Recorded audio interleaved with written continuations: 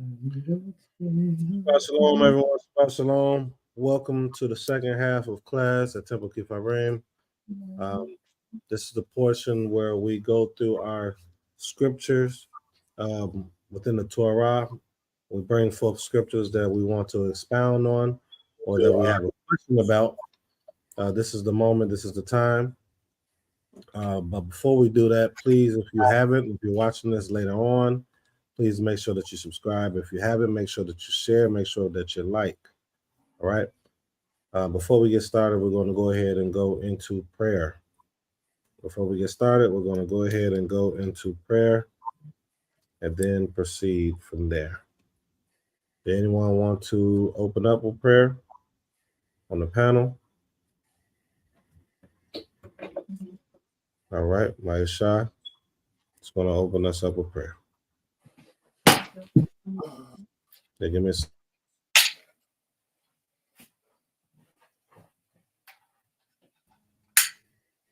a Hallelujah.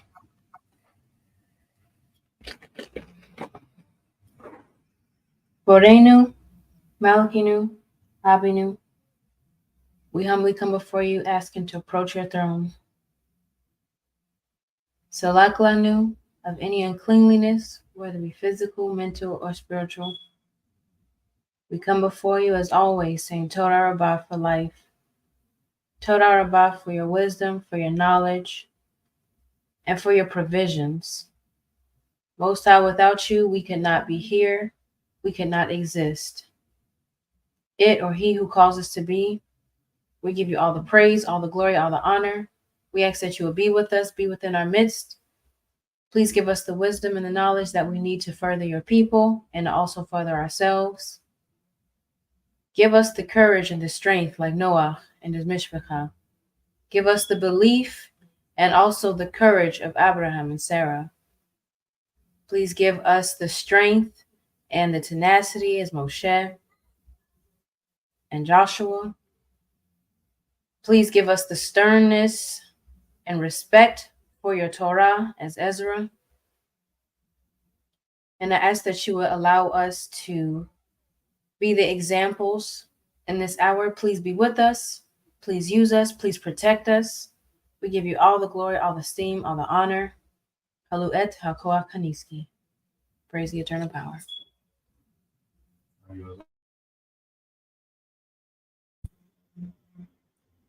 All right. Todah Rabbah. Todah Rabbah. I'm not sure if you're speaking, Prince. It looked like you were speaking. But Todah Rabbah. For those that's tuning in right now, if you haven't, please make sure you subscribe, like, and share. You know, I was in the background talking, didn't realize it. You know, before we get started, as you know, we're about to do the commandments, right? Am I right? Or is there something else we're going to do first? Commandments, okay. Okay.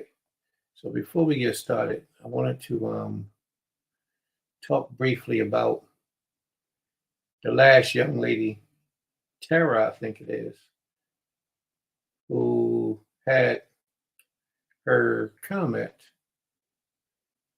before we left. Something that she brought up that was very important. It was about black magic, sorcery, tarot cards, astrology, all those things. I'm trying to, it don't matter what I'm trying to do. I can talk while I'm doing what I'm doing. Okay. That subject, what I've noticed is very, Israel is very involved in that subject. Israel is very deceived by the misconception that everything that Christianity doesn't teach us is wicked and evil. The practices or the customs of people who don't, the things that Christianity shuns on are the things that we leave Christianity, come into this way of life, and automatically adopt to the understandings of Christianity that these things are supposedly, quote unquote, supposedly shunned on.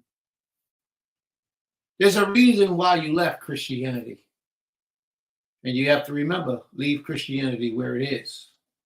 You're entering into the existing realm. It's new to most of us, but it's an existing knowledge and realm that predates the history of Christianity, where our forefathers moved in a certain attitude and spirit and conduct that Christianity tries to turn you away from now today.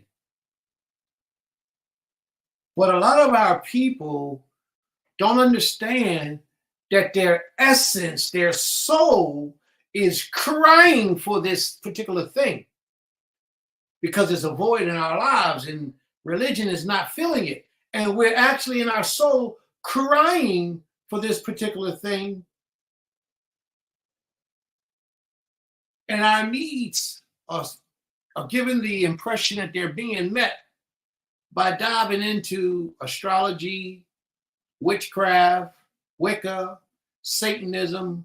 All these things that are against the teachings of the Almighty are very fulfilling to our innermost being, because these things deal with the natural order of earth, fire, wind, water.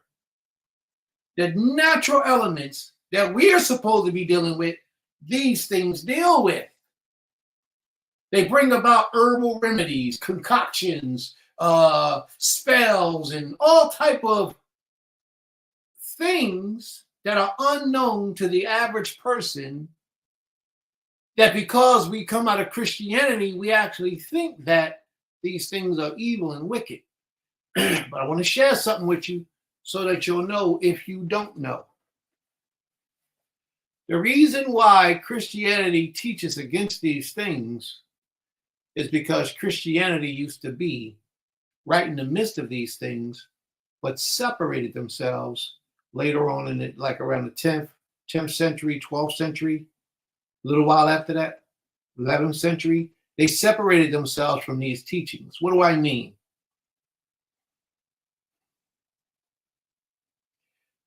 If you go to an old church that was built a long time ago, many years ago, 200, 400, 300, 400, 500 years ago, some old church buildings. Some of them even later than that. Some of them maybe 100 years old, still carry these marks. And I want y'all to challenge me on this. If you go to a lot of old church buildings, look in their windows, how they have the stained glass windows. Look at some of the statues they have in the concave of the building, made in the building. Like if you stand outside, you look on a rooftop, and you'll see little things around the rooftop in the engraving. If you don't believe me, just pull up on the internet old churches. And a lot of those old churches has gargoyles. A lot of those old churches has pentagrams, 6-pointed stars.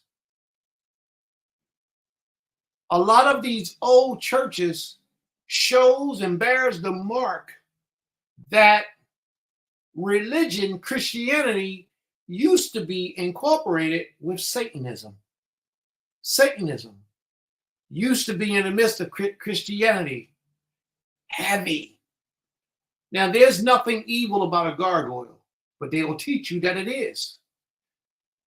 They have separated themselves, supposedly separated themselves from idolatry. They suppose they've separated themselves from idolatry, therefore witches, and they went on witch crusades in the 13th century and killed a lot of the witches, so-called witches, that they thought was witches, that they say made a pact with Satan, when they themselves are the ones who's made a pact with Satan. But they try to clean up their image by separating themselves from black magic, Satanism. But they can't, because Satanism is them in their core. And if you ever study their books, you will see that Satanism is them in their core. So therefore, because we, modern day, this century, last century, we today find ourselves separating from Christianity, but yet we're still holding on to the teachings of Christianity, which is preventing us from really getting back to what our soul or have a yearning for. The natural essence of the earth, the fire, the water, the air. We have a natural, our bodies are made up of these things, and we yearn for these things in our lives. And the Sister Tara was speaking about, she was speaking about herbalism and learning herbalism. She wanted to be an herbal doctor. She was something like that. She said she wanted to learn how to treat our people with herbs. And there's nothing wrong with that. The Europeans made us look like we were the Satan worshipers, when in fact they were. A lot of our ancestors who practiced things like voodoo. If you listen to the Europeans, they'll tell you voodoo is something evil where they put curses in, and voodoo is Christianity. Voodoo is another form of Christianity, just that they go deeper into the arts of the magic form of Christianity. They go deeper into it. But voodoo, and I want to say this to you in a way that you can understand what I'm saying to you. The people, the majority of the people who practice voodoo was in Haiti, the Haitians. And the Haitians, a lot of the Haitians are and were the Levitical priesthood of our people. Now, I'm not saying that they're on tack with this voodoo stuff. That's not what I'm saying. But what I'm saying is these are sacred acts and sacred arts that have been hidden from us that we are afraid to walk toward because of the stigma that Christianity has left on us. I'm not saying go study voodoo. I'm not saying go practice voodoo. I am not saying that, so please don't mix my words up. What I'm trying to explain is that Christianity put something on us to make us be fearful of natural things. Fire, earth, water, wind.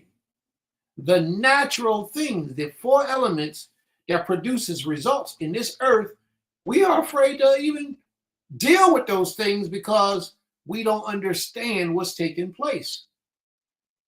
Our forefathers had that knowledge. They had the knowledge of dealing with these things. They knew how to do what they had to do. They had a school called the School of the Prophets, where our people learned in the School of the Prophets how to do certain things and bring about certain energies within the earth, within the sphere, within the universe to make things happen. Let me share with you. Moses stood on a rock when the Egyptians was coming at us. Moses stood on a rock. And I believe it was all night. He stood on a rock with his hands up to the heavens. He called to the east wind for the east wind to blow, and it dried up the water. Don't think that the people walked down in the gully and then walked back up in the gully on the other side. The water that was across them turned into dry land. Right in front of them, the water turned into dry land. And then heaps of waters on the sides, from the waters on the sides, heaps of it built up and made walls. But they walked straight across on dry land. Well, where did Moshe get the art to know how to do that? If you've seen somebody, now just be straight now and be plain with me and be honest, family, be honest. If you've seen someone do that today with the river that's in your neighborhood, you would not think that man is of the Most High. You would think that that man was practicing some black magic, some voodoo, some witchcraft, something wicked. But the last thing you would think is that somebody would have a relationship so intimate with the Creator that the Creator would share that experience and share that knowledge with them. And that's what Moshe did. Moshe stood on a rock and spoke to the wind and commanded the wind to do what he said for it to do. And the wind did it. On the Most High's authority, he gave Moshe the knowledge, and Moshe did it. Think about this, because I know a lot of you probably don't even think about this. A lot of us don't think like this, but let's examine this for a minute. When Moshe got in trouble with the Most High, he got in trouble with the Most High because the Most High said to him, speak to the rock, and the rock shall issue out water for you. Am I right? He said, speak to the rock, and the rock will issue out water so you can give the people drink. Well, what did Moshe do? Moshe smoked the rock. He hit the rock. Did the water come out? Absolutely. Because he did what the Creator taught him how to do, but he did it a different way. He got in trouble for it. He paid the price with his life. A lot of you might not know that. He paid the price for disobedience to the Creator with his life, but he did bring forth water in a different method out of that rock. I mean, you paid attention to that. We heard the story, but yet Moshe was able to do something that he wasn't told to do. He did it a different way, but he got the same results. So he thought water came out, but the glory went to Moshe and not the Most High. That was an issue. So the Creator has placed in our hands the ability of the sacred arts. And I say sacred arts because every time we hear of it, we think these people are weak, wicked and evil and practicing some black magic, sorcery, some taboo stuff. The Creator gave us a command. The Most High said, don't conjure up no spirits. That's what he said. And don't suffer a witch to live. Well, a witch, what you think is a witch, is not a witch in reality. A witch is someone who practices idolatry in the form of Satanism and gives glory to Satan. That's the witch the Creator tells you not to live. But for somebody to do, we just got finished reading it in 2 Kings, the 4th chapter, just last week, when Elijah brought back someone from the dead by laying on top of him and breathing in him and putting his hands on his hands and his body on his body, his mouth on his mouth. He brought him back from the dead. If you've seen that today, the last thing you would do is think that this man was a great servant of the Creator, because Christianity still got our minds. Christianity is still zapping our minds. I used to teach a long time ago to my people. I used to teach, go out in the earth, in the dirt fields. Just go out in the earth late at night, 12 o'clock, and make prayer to the Creator. Oh, that sounds like some spooky stuff. That sounds like some scary stuff. No, it's not. The first thing you got to focus on is the 12 o'clock, dealing with the atmosphere, the heavenly orders.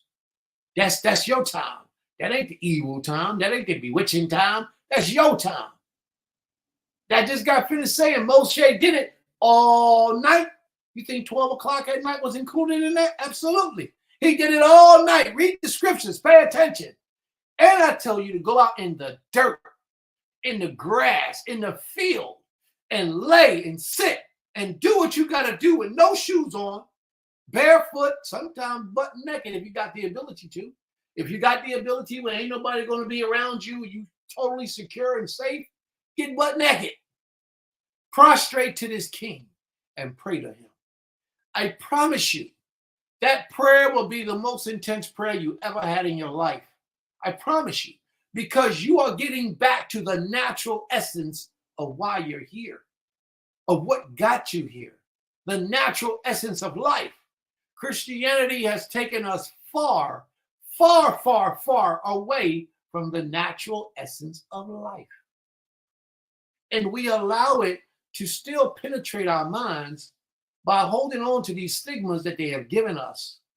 When you return to the Creator in fullness. Here's an example. 3 weeks ago in class, we taught about Moshe. And he was keeping the sheep of his father-in-law, Jethro. He saw it up in the mountain. So he'd go up in the mountain while the bush was burning, but wasn't being consumed. What was the first command that the Creator gave to Moshe? Up in the mountains, on the dirt, on top of rocks. What was the first command the Creator gave to Moshe? Take your shoes off your feet.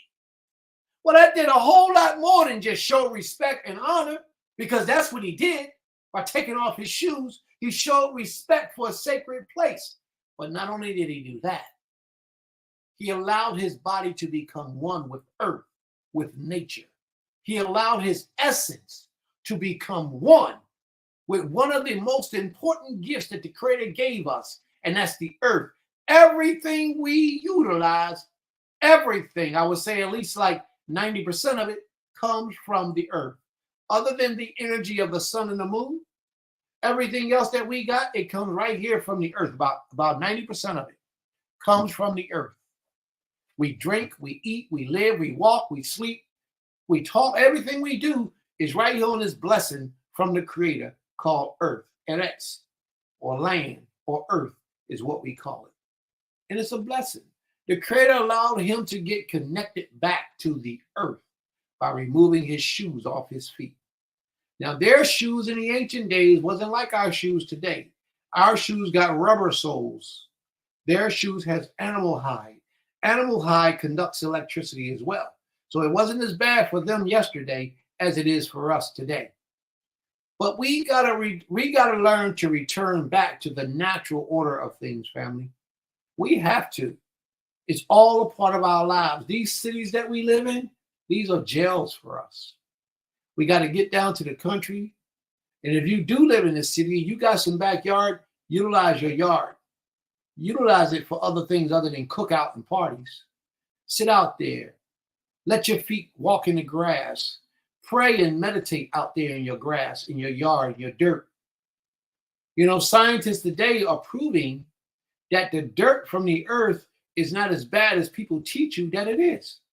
That the dirt from the earth is something that we need. A little bit of dirt in your hands and put it in your mouth. Ain't nothing wrong with it. You know why? Because it builds up your immune system. It makes you stronger. We think that we got to be all sanitized and clean and, pristine, and you don't. That weakens your immune system. Your immune system is strengthened because of the natural minerals in the earth that gets in your immune system that works with your DNA and builds you up and makes you stronger so that you can resist disease. And it also has to go hand in hand with the foods that you eat. Get back to the earth, family. Reunite. I'm not telling you to walk around, eat a handful of dirt. That's not what I'm saying to you. I'm not saying walk around, eat a handful of dirt, because you'll be a fool to do that. But what I am saying is that there are minerals and nutrients in the raw earth that our bodies need, that we need to eat. And you don't have to wash your hands all the time. It's a lot of other things that you don't need to do as much as they tell you to do it. They tell you to do it to keep you away from what is right with the Almighty. I'm trying to share this information with you, family. I don't want you to be afraid of what the Creator naturally gave you for your knowledge. The natural elements of the earth are things that we have to utilize. And as we read this book, we'll see what the Creator talks about a lot of these things. The natural elements of the earth. We have gotten far away from these things, very far away. We need to get back to it. And don't be afraid because somebody teaches you something that you didn't understand or you never heard of. Don't be afraid and don't run. Absorb that knowledge. Sit down, listen, learn. As long as it doesn't go against the teachings of the Creator, then you absorb it, you learn it, and you watch it. But a lot of things that you see at first glance will be confusing to you because you're not accustomed to the natural order of life. So what I'm gonna do right now, Nasik, is I like for you to just post some of the comments and bring them up so we can elaborate a little bit on those comments, please.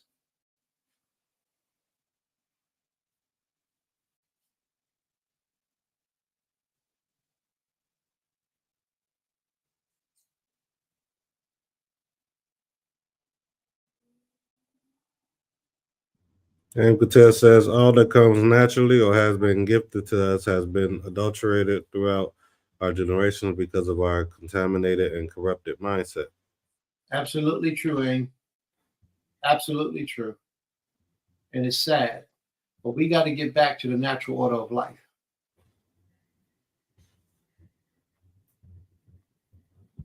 The Baradonique says, I remember growing up, I would eat fruit right off the tree or bush. Didn't wash it or nothing. Eating the honeysuckle right off the vine. That's right. So you can do that now. I remember growing up, I could eat fruit right off the tree. You were blessed to have a fruit tree when you were growing up. The majority of our children today, they grow up in these cities, they don't have fruit trees. They don't have natural fruit trees. I remember we used to have a peach tree right down the street down here, but that's long gone. I ain't seen that peach tree in many years.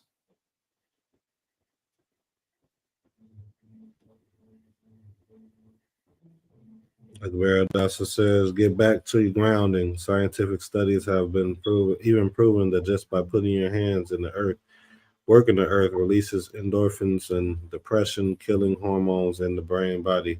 It actually is very damaging to our spinal cord and pelvic alignment as well as our nervous system and bone structure, walking on concrete and asphalt, and even wearing modern shoes. She's absolutely correct. It's very dangerous. It's damaging to us. But we don't know it. We don't know it. We'll hear it and think it's something strange. Naeem Patel says dirt smells great and it's tasty, especially after the rain.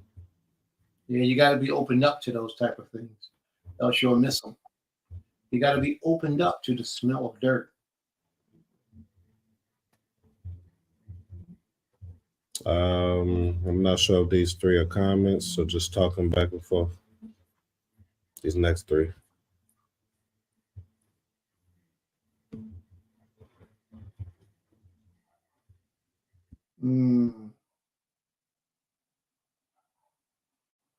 All right. Yeah, it looks like they're having a nice conversation amongst them. But that's cool. So let's get back to the lesson today. I just wanted to set it straight for us, being afraid of what the Creator gave us naturally. And I don't want that to happen. We lose out on so much. All right, let's see. Tell her about. All right, for those of you that are just tuning in, if you haven't yet, please like, share, and subscribe. This segment right here is when we go into our Torah portion segment of the class, where you bring forth your scripture that you may have been studying or have a question about. Please post it in the chat and we will share it and read it. And also make sure you expound on what you're sharing. Let us know your thoughts on that scripture. So we're going to pass the mic to anybody on the panel that may have their scripture already available and then go from there.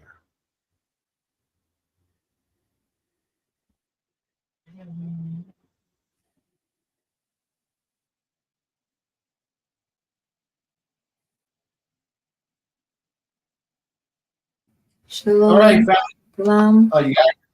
Wonderful. King. Shabbat shalom, Nasi. Shabbat shalom.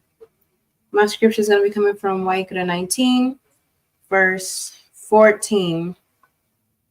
Do not speak a curse against a deaf person or place an obstacle in the way of a blind person.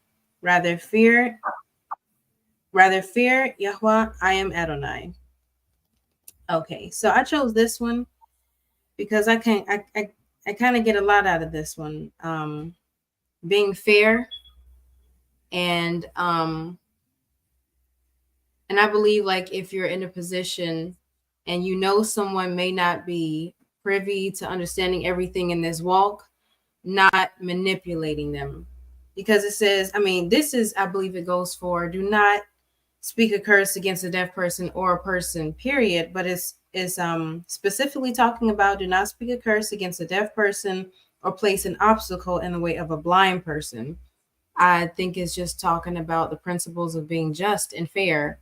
Like there are people that come in this walk, and I can speak from experience when I first came into this walk, and I didn't really know much about this way because the way I came in, I didn't come in knowing I was a Hebrew. I came in knowing that Christianity was not the way for us to walk, and we had to walk in the way of coming up Judaism. I came up basically Jewish is how I really came in this walk. So I had people in this walk that when they approached me, they had doctrines that were not solid and they weren't true. They weren't true to the writings and the literature that we have. And I feel like for those that might come in as vulnerable, that we just have to be careful not to go and manipulate them.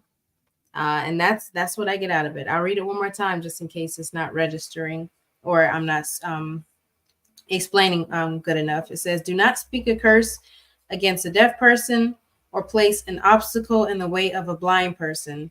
Rather fear your Elohim. I am Adonai." Zehu. I think you did a wonderful job explaining it. I mean, you could have even taken it to another level if you chose to, and I know you got the ability and skills to do so. Meaning that it doesn't necessarily mean that this person can't see with their eyes. Maybe they can't understand something that you're bringing forward because of a darkness in themselves. And for you to not share that knowledge or to avoid them, cut them out or cut them off, you'll be putting an obstacle before them to prevent them from getting that portion of knowledge or the light turned on. And I know that your mind, you're just strong like that. So I know you were there, just didn't come out. But I know you got it up in you. I know you do, because I've heard it before. But that's exactly what the scripture is talking about, being fair and just. And the wonderful thing is, when you were reading this is what I was thinking. Can you read that one more time for everyone?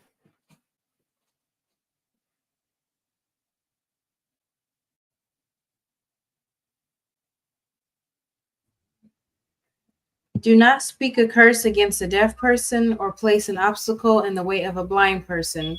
Rather fear your Elohim. I am Adonai." Now imagine, she said, the scripture says, don't speak against and do not put in front of. How about if you did the complete opposite of what's that saying? Now let's read it in the opposite image, other than the part about the Most High. The commandment, speaking in the positive version, what would it say then?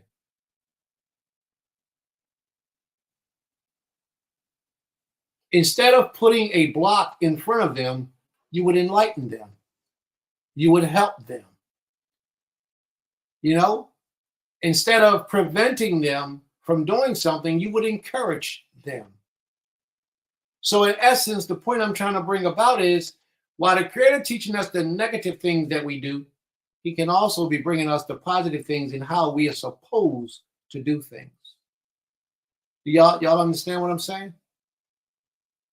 Because she could have translated it that way as well, and it would have been equally as possible, as powerful as it was. So we always got to look at things. The Creator be saying multi things to us all at one time, and we have to open up our minds so that we can understand and absorb the knowledge that the Creator is bringing. Don't put a curse on anybody, as she explained. So the opposite of that is bless everybody that you meet. Don't put a curse on them, bless everybody.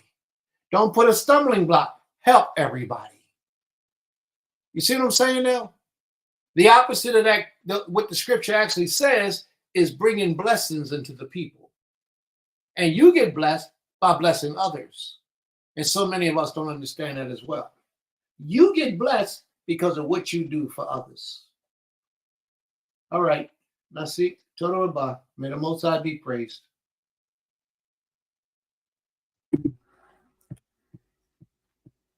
All right, next on the panel, I'm going to read the ones that's on the screen, and then we can go with the panel. Okay. Kyle says, Leviticus 19:15, you shall do no unrighteousness in judgment. Thou shalt not respect the person of the poor, nor honor the person of the mighty, but in righteousness shalt thou judge thy neighbor. I don't think she put down her explanation for that commandment. She did present the commandment, but I don't see the explanation. So Sister Aisha, when you get a chance, give us the explanation of what that means to you and how you would like for us to interpret it to the people. May the Most High be praised. Total Rabah. All right. Bear Autumn says, my commandment, Bereshit 3:19. In the sweat of thy face shalt thou eat bread till thou return unto the ground. Her explanation is, I put a commandment the Most High put on Eve last week, so I wanted to do one for Adam also. Most High give this punishment to Adam or Adam because his disobedience, and although we don't come from Adam, we share in that punishment, specifically men, because we are also flesh. All right. May the Most High be praised. Very good. Very good. I think Sister Aisha put the second part of her commandment up. She says a lot of times the poor or weak get treated unrighteously because of their conditions, and that should not be. Sometimes the mighty or rich get a pass because of their strength. We all should be judged according to the law. And put up her commandment, please. What was her commandment? It's saying not to be respectful, show partiality to either one of them, the poor or the rich. I see. Very good command, sis. You did a wonderful job. May the Most High be praised. Toda Rabah. All right, Princess, I think you wanted to go next. Okay. My commandment is found in Exodus, Shemot, chapter 23, verse 4. And it reads, if thou meet thine enemy's ox or his ass going astray, thou shalt surely bring it back to him again. So it is basically telling us that if I have an enemy, but I see his animal, whether it be an ox, an ass, sheep, whatever, goat, dog, cat, and it's going astray, I would pick the animal up or grab it, wherever, and return it back to my enemy. I shouldn't let the fact that we are enemies keep me from doing something that's righteous and kind unto my neighbor. Right? May the Most High be praised. Toda Rabah. Anybody Yeah. else? Bram Stokes put something up. He put a comment in the room. Bram Stokes, he says, all men come from Adam. Shabbat Shalom. Shabbat Shalom, bro. One day we can have that conversation and we can explain our point of view. But I agree with you. All men come from Adam. Very good. That's a very good example, and that's absolutely true. All men come from Adam.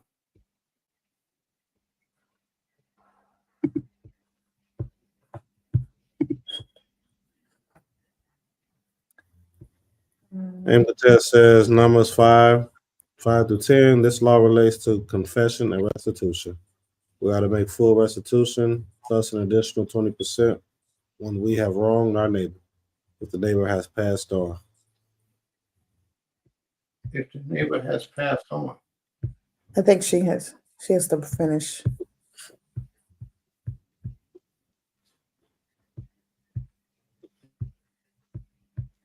Okay, I guess she'll post that in a minute. All right. Anyone else? Let me be silent. Shabbat Shalom, Mishpah. Shabbat Shalom, Sister Ranit. My commandments coming from Leviticus or Wagra 19 and 20. I do need a little bit of help with relating it into today's times. But it reads, and whosoever lieth carnally with a woman who is a bondsmaid, betrothed to a husband, and not at all redeemed, nor freedom given to her, she shall be scourged. They shall not be put to death, because she was not free. So, of course, this is pertaining to a woman that is a slave or that is, owned by someone else. And if a man lied with her, had sex with her, even though she is betrothed to someone else, because she wasn't free, then the usual punishment for that would be death. But I see it says she shall be scourged. When I look at the word scourged, that meant some type of punishment. So there still will be some type of punishment. I'm guessing because of um the master, because of the master is losing out, or because he still owned her. But so yeah, I just wanted to have a little bit of help though to relate it to today's times. See, what she did, y'all, she psychologically played warfare with us. She knew that I was going to ask her to explain it and compare it to today. So she reversed it and she opened up with, well, Prince, I need you to explain. I need a little bit of help so you can explain it to me in today's time. You are very crafty, sis. I see that. It's a craftiness in you that's just real slick. All right. I don't have an answer for you right now, sis. I'm going to have to let that run through my mind for a little while. Because in comparison to today, it's very difficult because we don't have women today that submit themselves to servitude in that manner. So it'd be very difficult to come up with an explanation with that. Because I don't know anyone in my understandings who, let's be real, the majority of Israel today, they have not gotten to the level where they understand submitting themselves to another man's authority as a servant, or selling themselves to another individual to provide for them while they get themselves on their feet. A lot of us, we don't have that understanding, but yet we should, because a lot of us are suffering silently. We keep saying we can do it on our own, but we really can't do it. And we're really suffering. This world is not designed for us to elevate. But there are some of us, very few of us, who have actually been able to conquer what the world has placed before them to hold them back. And those who are able to conquer it, they should be able to help others to come up out of that hell as well. But one of the ways to help somebody is to just walk to somebody that's getting it spiritually as well as financially. They have to be on accord with the Most High and say, listen, bro, listen, sis, my life ain't where I want it to be right now. I would like to come in and I would like to serve you for a period of time until I get myself in a better situation. And as long as this individual is on the path of righteousness, they'll tell you one or two things, yes or no. But what they won't do is abuse you and ridicule you and make you feel bad about what you're presenting to them. But Israel hasn't risen to that level of understanding yet. They haven't, but maybe one day they will. So since I can't compare that particular verse to today's family, because we don't have the things that's qualified to produce that verse. Yeah. So actually, forgive me, but I don't have an answer for that. All right? Okay. So please forgive me for not being able to answer your question full force in a manner that it should be. But you crafty. I like it though. Don't worry about it. You good. That shows me that you're thinking and you're on your toes. You prepare ahead of time for something that you felt was going to be a little bit of conflict for you. And I respect that. There's nothing wrong with that. All right? May the Most High be praised.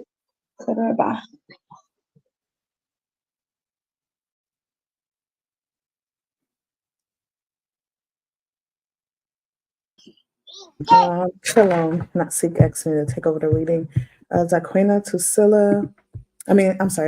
Laurel, her scripture is taken from Shemot, Exodus 23, verse 4 and 5, which was part of my law, but she didn't know and I didn't know. So it says, the Torah tells us to be fair, just and given, even to our enemy. It does not tell us to love our enemy, nor let me go to comments. Nor does it tell us to hate him or her. The Torah recognizes reality. Loving our friend and neighbor is easy. Loving our enemy is probably impossible, and that is why our Torah does not command such a thing. While recognizing the reality of human nature, our tradition also emphasizes our ability to battle with the power of Yetzer Hara, evil inclination. Yes, you may hate your enemy, but do not allow that hatred to consume you, to destroy you, and to lead you to forfeit your opportunity to remain in a covenant with Elohim. Oh, that was so nice, lovely. Oh, that was beautiful. She broke it down precisely and pristine. Go ahead, you did it. That was a wonderful job. May the Most High be praised. I don't think there's any questions left on the floor that she did not address. Thank you. I think she did a great job. Yes. What? Okay. Yeah. Aim Kitar question is she says the restitution goes to the next of kin. If there's no next of kin, the restitution goes to the Most High through the priest.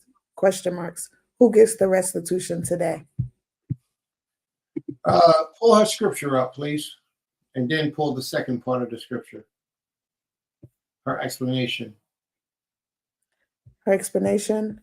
Numbers 5. Numbers 5. This was her scripture. Yes. Okay, one sec.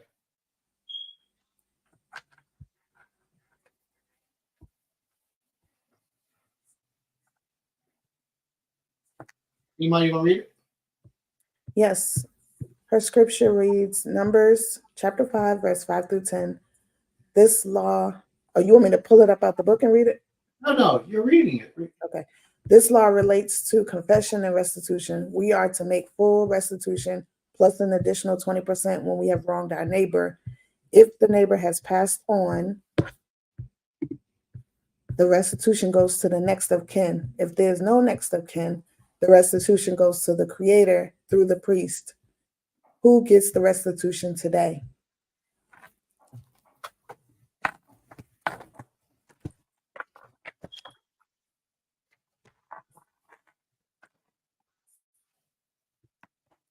Can't hear you, Abba, if you're talking.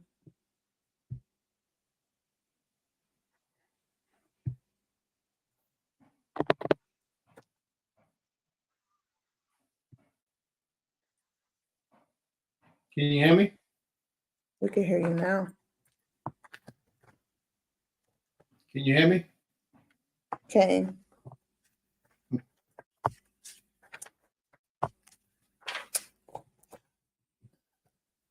Okay. He's reloading, you guys. Brother Zante, you had a law?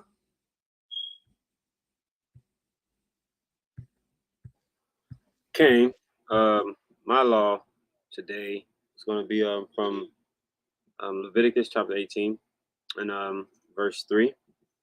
And it just says, after the doings of the land of Mitzrayim, wherein ye dwelt, shall ye not do, and after the doings of the land of Canaan, or Canaan, whether I bring you, shall ye not do, neither shall ye walk in their ordinances.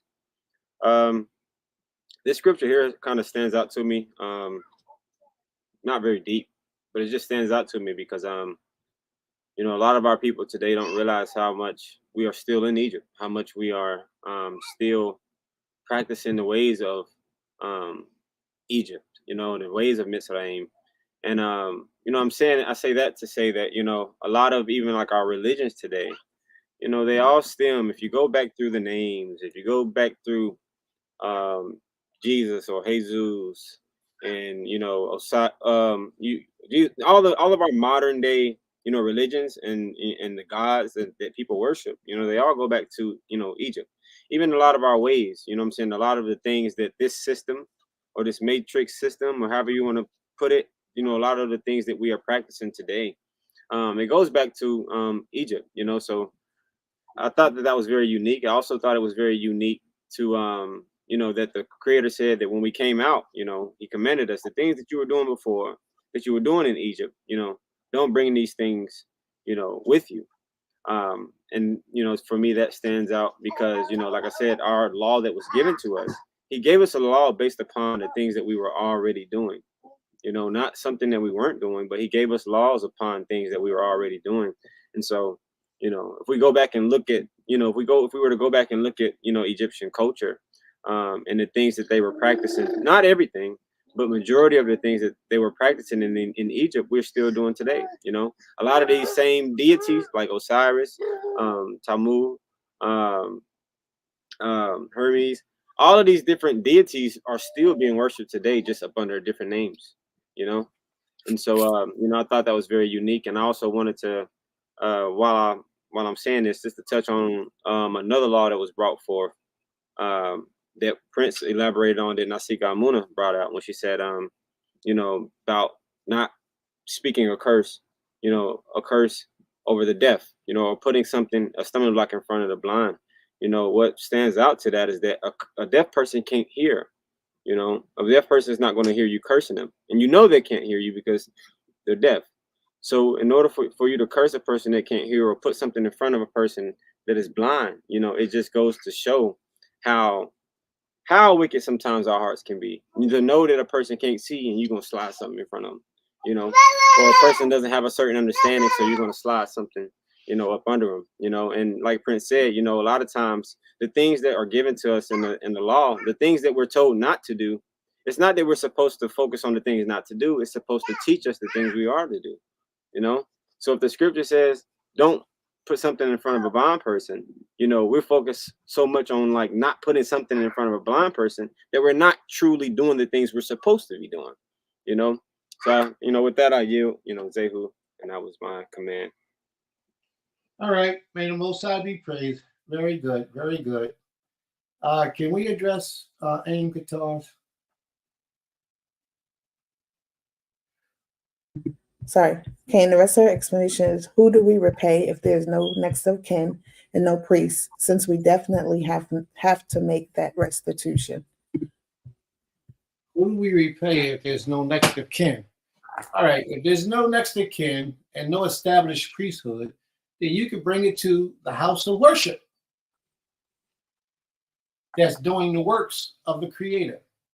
You can give it or donate it to the house of worship that's doing the works of the Almighty. It's really simple. And if you don't want to do that, then give it away to a stranger, a complete stranger, if that's what you want to do. If you don't want to give it to the house of worship, and you don't want to dedicate it to a cause that's promoting the Most High, then give it to a complete stranger that you don't know. All right? And don't tell them your name so they can contact you and thank you. You don't want to do that. May the Most High be praised. I think More Hadassah is commenting on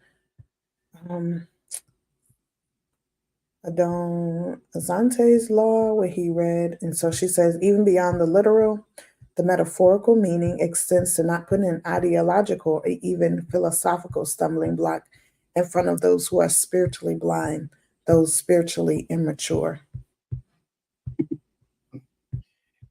I would agree. Absolutely agree. So therefore, what your responsibility is to do the opposite and teach people who are spiritually blind so that their eyes can be opened up so they can come out of those prison houses like Isaiah 42 tells you to do. Okay. But the problem is a lot of those people who are in those spiritual prisons, they don't really want to come out because you'll share some real knowledge with them and they'll think that you're attacking them and they won't be able to absorb it. You're ridiculing, you're making fun, you're talking about their religion. And a lot of people get offended when you tell them about the deity that they're really serving, although they say they're serving the Creator. Mm-hmm. Get offended. It's a real sensitive area, and I totally agree with you. But it's a very, very sensitive area. May the Most High be praised. Toda Rabbah. All right. Do we have anyone else? Any other commandments? I don't see any other commandments, but I know we do have quite a few people in here. So if this is your first time visiting us, this is our portion where we present a law. We do our best as adults not to present the first 10, and allow the children to bring those. And then also you can type your law in the comments and your explanation, and then we will read it so that you could be involved virtually. I believe Aim Kitar put in another comment. 1 second. She says, I believe repayment to the Creator's work is best, since when we have also broken faith with the Creator when we wrong our brothers and sisters. Very good, Aim. All right. Brother Shabbat Shalom, Abraham. That's Chief Shama's brother. Everybody, Chief Shama came and taught on our platform a couple of times. Yeah. That's his little brother. Shabbat Shalom. And then Sister Yael says she's trying to think of one right now. So All right. if we have Well, anyone else. Okay. If you think of one, just post it in the room. Creator will be able to have time. We can present it. We about to get into our lesson. So does anyone have any questions or comments before we get into our lesson? Does anyone have any questions or comments about anything under the sun pertaining to this walk of life? Are there any questions about anything under the sun pertaining to this walk of life? We want to see if we have any questions in the audience so that your need in your life will be met before we just shove something down your throat. We want to see what you request or what your needs are and how we can meet your needs today. So is there any questions from anyone about any topic, any subject pertaining to this way of life that you would like to have explained or understood? Anyone? And we're just going to give it a few minutes while you all look. And if you don't find anything, my sister is here present on the page today, Sister Ornette. So we ready, Sister Ornette? Absolutely. All right, we're coming out of the book of Exodus today. Exodus, chapter 4. We're in Exodus chapter 4. But before we go on, what I wanted to do was see if anyone had any questions that they wanted to ask. So Sister Aisha says, do you believe that it's hard for a single woman to be accepted in this walk? Don't take that down. Leave that up. No. That's a good question. Brother Yaakov, Shabbat Shalom. May the Most High be with you, bro. Sister Aisha, why or why not? Sister Aisha, do you believe it's hard for a single woman to be accepted in this walk? No. It's not hard. It's actually easy. It's very simple for a single woman to be accepted in this walk. It's very easy. It's more easy for a single woman to be accepted in this walk. What has to happen for a single woman to be accepted in this walk is she has to be sincere with the walk. Part of the problem that we have with a lot of people today, can I be heard? Bless you. Came. Yeah. All right. Part of the problem that we have with a lot of single women today, and not you, sis, I'm not speaking of you. So please don't take this like an attack, because I'm not speaking of you. I'm speaking of single women, period. A lot of single women don't want to follow proper leadership. A lot of single women come in with the same attitude that they had in the streets in the world, thinking that everybody wants them. Somebody wants something from them. You can't trust everybody. You can't trust nobody. And it's very difficult for them to fall under proper leadership because they have built up a wall to prevent people from getting in. The second thing is this. It's all about the people that the single woman involves herself in. Like there are a lot of people, a lot of communities or groups or camps, as they say, that will destroy the mindset of a single woman because they themselves are wicked. So a real sincere single woman trying to learn about the Creator first has to open herself up to the leadership and accept what the leadership is teaching. You know, the brother that spoke earlier, he spoke about something how people, they don't want to follow instructions. They don't have the trust within them to receive the instructions.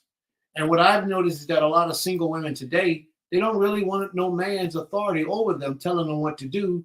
They want to be free to do what they want to do the way that they think they can do it.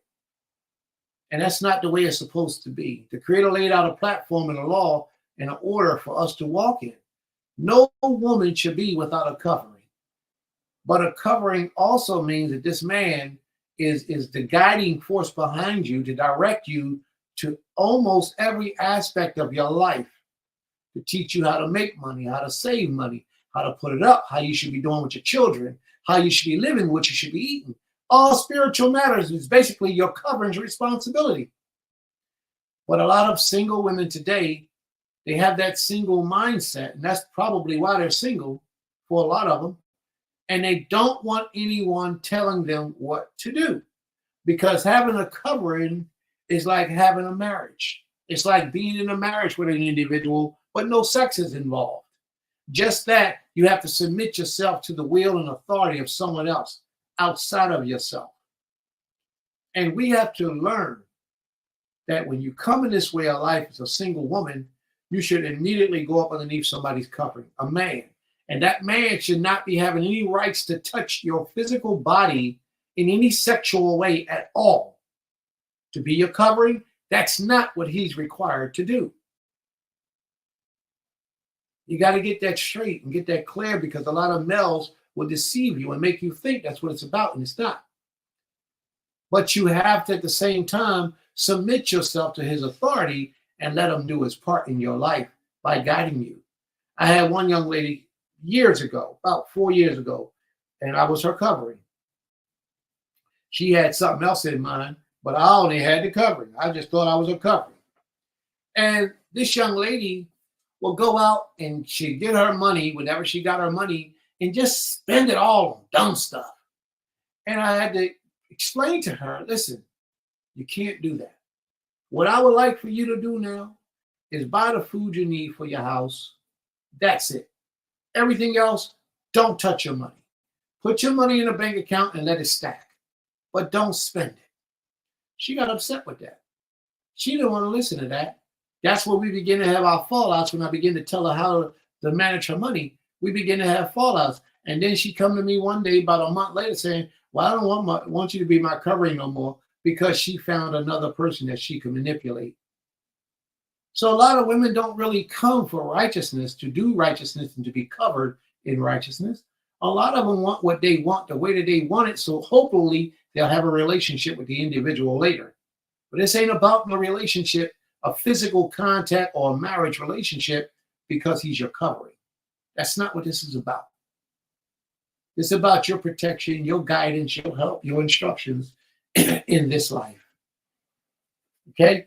So the sister has to be careful about the individual, group, or people or person that she submits herself to under his authority. She has to be careful about that individual. That's the first thing. Then she has to be careful about the sisters that surrounds that community, because a lot of times the sisters in that community, if you have a genuine, pure spirit, those sisters in that community won't see that, because they themselves are wicked. And they'll be thinking, because you're single, that you coming in to try to steal a man.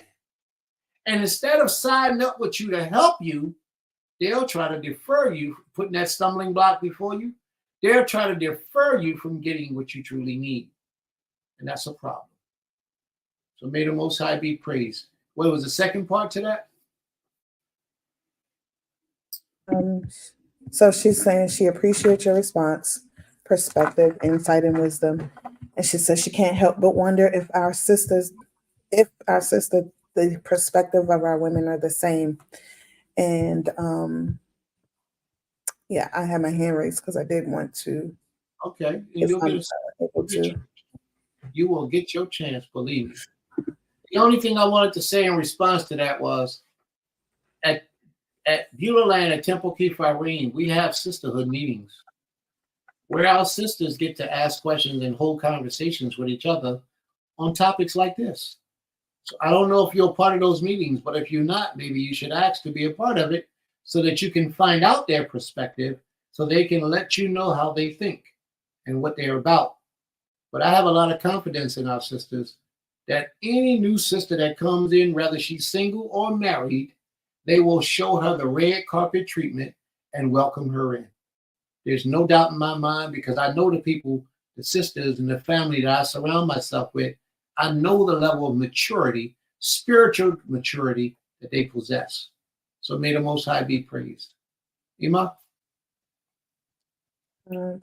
Kane, so I was gonna, some of what you said, I was going to say from a woman's perspective of having come into this walk of life. I didn't come in single, but it was a part of this walk of life where I was single. And it's an advantage and a disadvantage because one, the sisters do look at you as, oh, you come in because you trying to find a man and looking for a man or whatever. That's usually the first kind of like vibe they give off versus trying to like even get to know you before they even get to really know who you are, your name or anything. That's the vibe they put off. So you don't even want to address the sisters. So in so many ways, a woman is in forced in so many ways to only deal with the brothers because those are the ones that are welcoming you. They'll welcome you and talk to you. And some are welcoming you and talking to you because that's just their demeanor to welcome you into this fold or this community or congregation. Others, of course, it is because they want to see if you're single, available, all the whatever. So I would say just on my own experience that it's kind of like you have to go in there just understanding that everybody's not going to be open to you, but you have to know your purpose of going in there and don't let anybody deter you from that purpose. Because if you're going in there to learn and to grow, then that's what you do, despite whether the sisters are approaching you in a kind manner or not. You focus on your relationship with the creator. And even if the brothers approach you, you determine how far you allow any brother to approach you as well. You don't have to become best friends with any of the brothers just because they approach you. You respect that they approached you, but you maintain your purpose. You maintain your dignity, your integrity, because the other part of that is how you respond to those brothers. It spreads through the brotherhood too. That, oh, this sister looks like she's easy. And then that's another target that you have to either, or hurdle that you have to jump over. So you as a woman have to go in there and knowing who you are, especially if you have children walking into these places too, because a lot of men feel like, oh, she has children, she gonna need a man to come help her.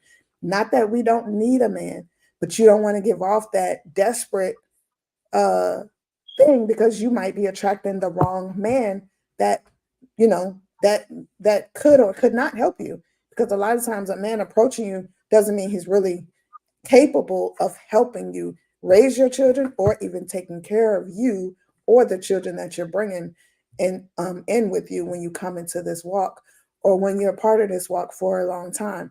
So just being mindful of that, because you are a target in a certain way. You're a target, and you determine how you're a target, and you determine if you're going to be used, abused, or appreciated and used righteously. Because women are misused a lot of the time. I won't say most, but a lot of the time, single women are misused in this walk by leadership, other men, and even sisters, because they feel like, hey, you need the help, so you're going to take it. So I would just say, be mindful to all single women, because it's, that's what's out there. All right. May the Most High be praised. So you got the woman's perspective. Ima, I think a lot of other people put up comments. Mm-hmm. So Sister Yael, Sister Yael says, I do in relation to my daughter, being with not many people in this path around me. Do you have any advice or any advices on how to assist my daughter in understanding our way to be set apart? Do I have any advice on how to assist your daughter in understanding our way to be set apart? Well, I think more to assist her with assisting her daughter, because I think her daughter's like 5 now, or Yeah. 3, 4, or 5. Might not even be 5, she's probably 4, Mhm. 3 to 4. Selah, go Selah. Mhm. Okay. Yeah, assist me to help her. Okay, very well. One of the first things for you to do is do like you're doing today. Come to the services and listen. Because you're so far away, she lives in England, London, England. She's so far away. But because you're so far away, you can't physically come as easily, as relatively easily as if you lived here in the States. So you can learn the lessons that we're teaching. Learn the lessons, submit yourself to the lessons and the teachings, which will ultimately lead you closer to the Creator. And the best way for you to teach your daughter is by looking at the example you lay out for her through the way you conduct yourself, how you live your life. It will be the best teacher for her currently at your present time. Currently, being in the situation that you're in. Parents, a lot of parents don't understand she's going to be 3 soon. She's 2, she's going to be 3. She seems so much older than that. Yeah. But yeah. So a lot of parents don't understand that the best teaching you can do to your child is by your child watching you. Mhm. Because your child is going to imitate what she sees in you that you don't even know she's looking at. Mhm. You got a lot of men around, and a lot of men are in and out of your life, in and out of your house. Your child sees that and notices that, even though she doesn't know that she's noticing and seeing it, it become a part of her. She become acclimated to that type of presence, having different men in and out or around her circle. So, sis, conduct yourself in a manner that you understand that your daughter is watching you all the time. And if you want your daughter to grow up to be the best version of herself, you have to be the best example for her to see. Like right now, you're coming to class. And I can't speak about what you've been doing or what you heard in the past. I don't know that yet. But I know that what you're doing today, if it's here or if it's somewhere else you feel more welcome or comfortable, but I would pray that you feel the most welcome here, because that's how we feel about you. I would pray that it's here. But let her sit there while you're in class.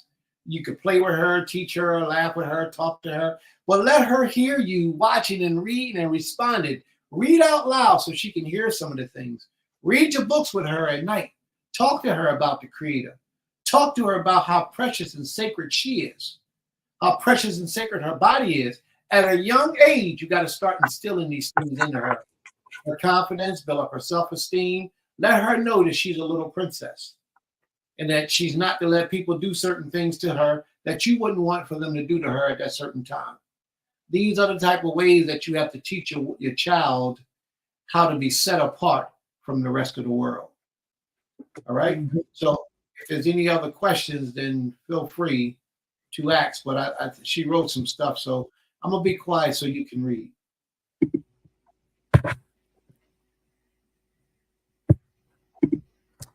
She says, I believe I kind of do this already. We pray and speak about the Creator daily, not Bible study as she's too.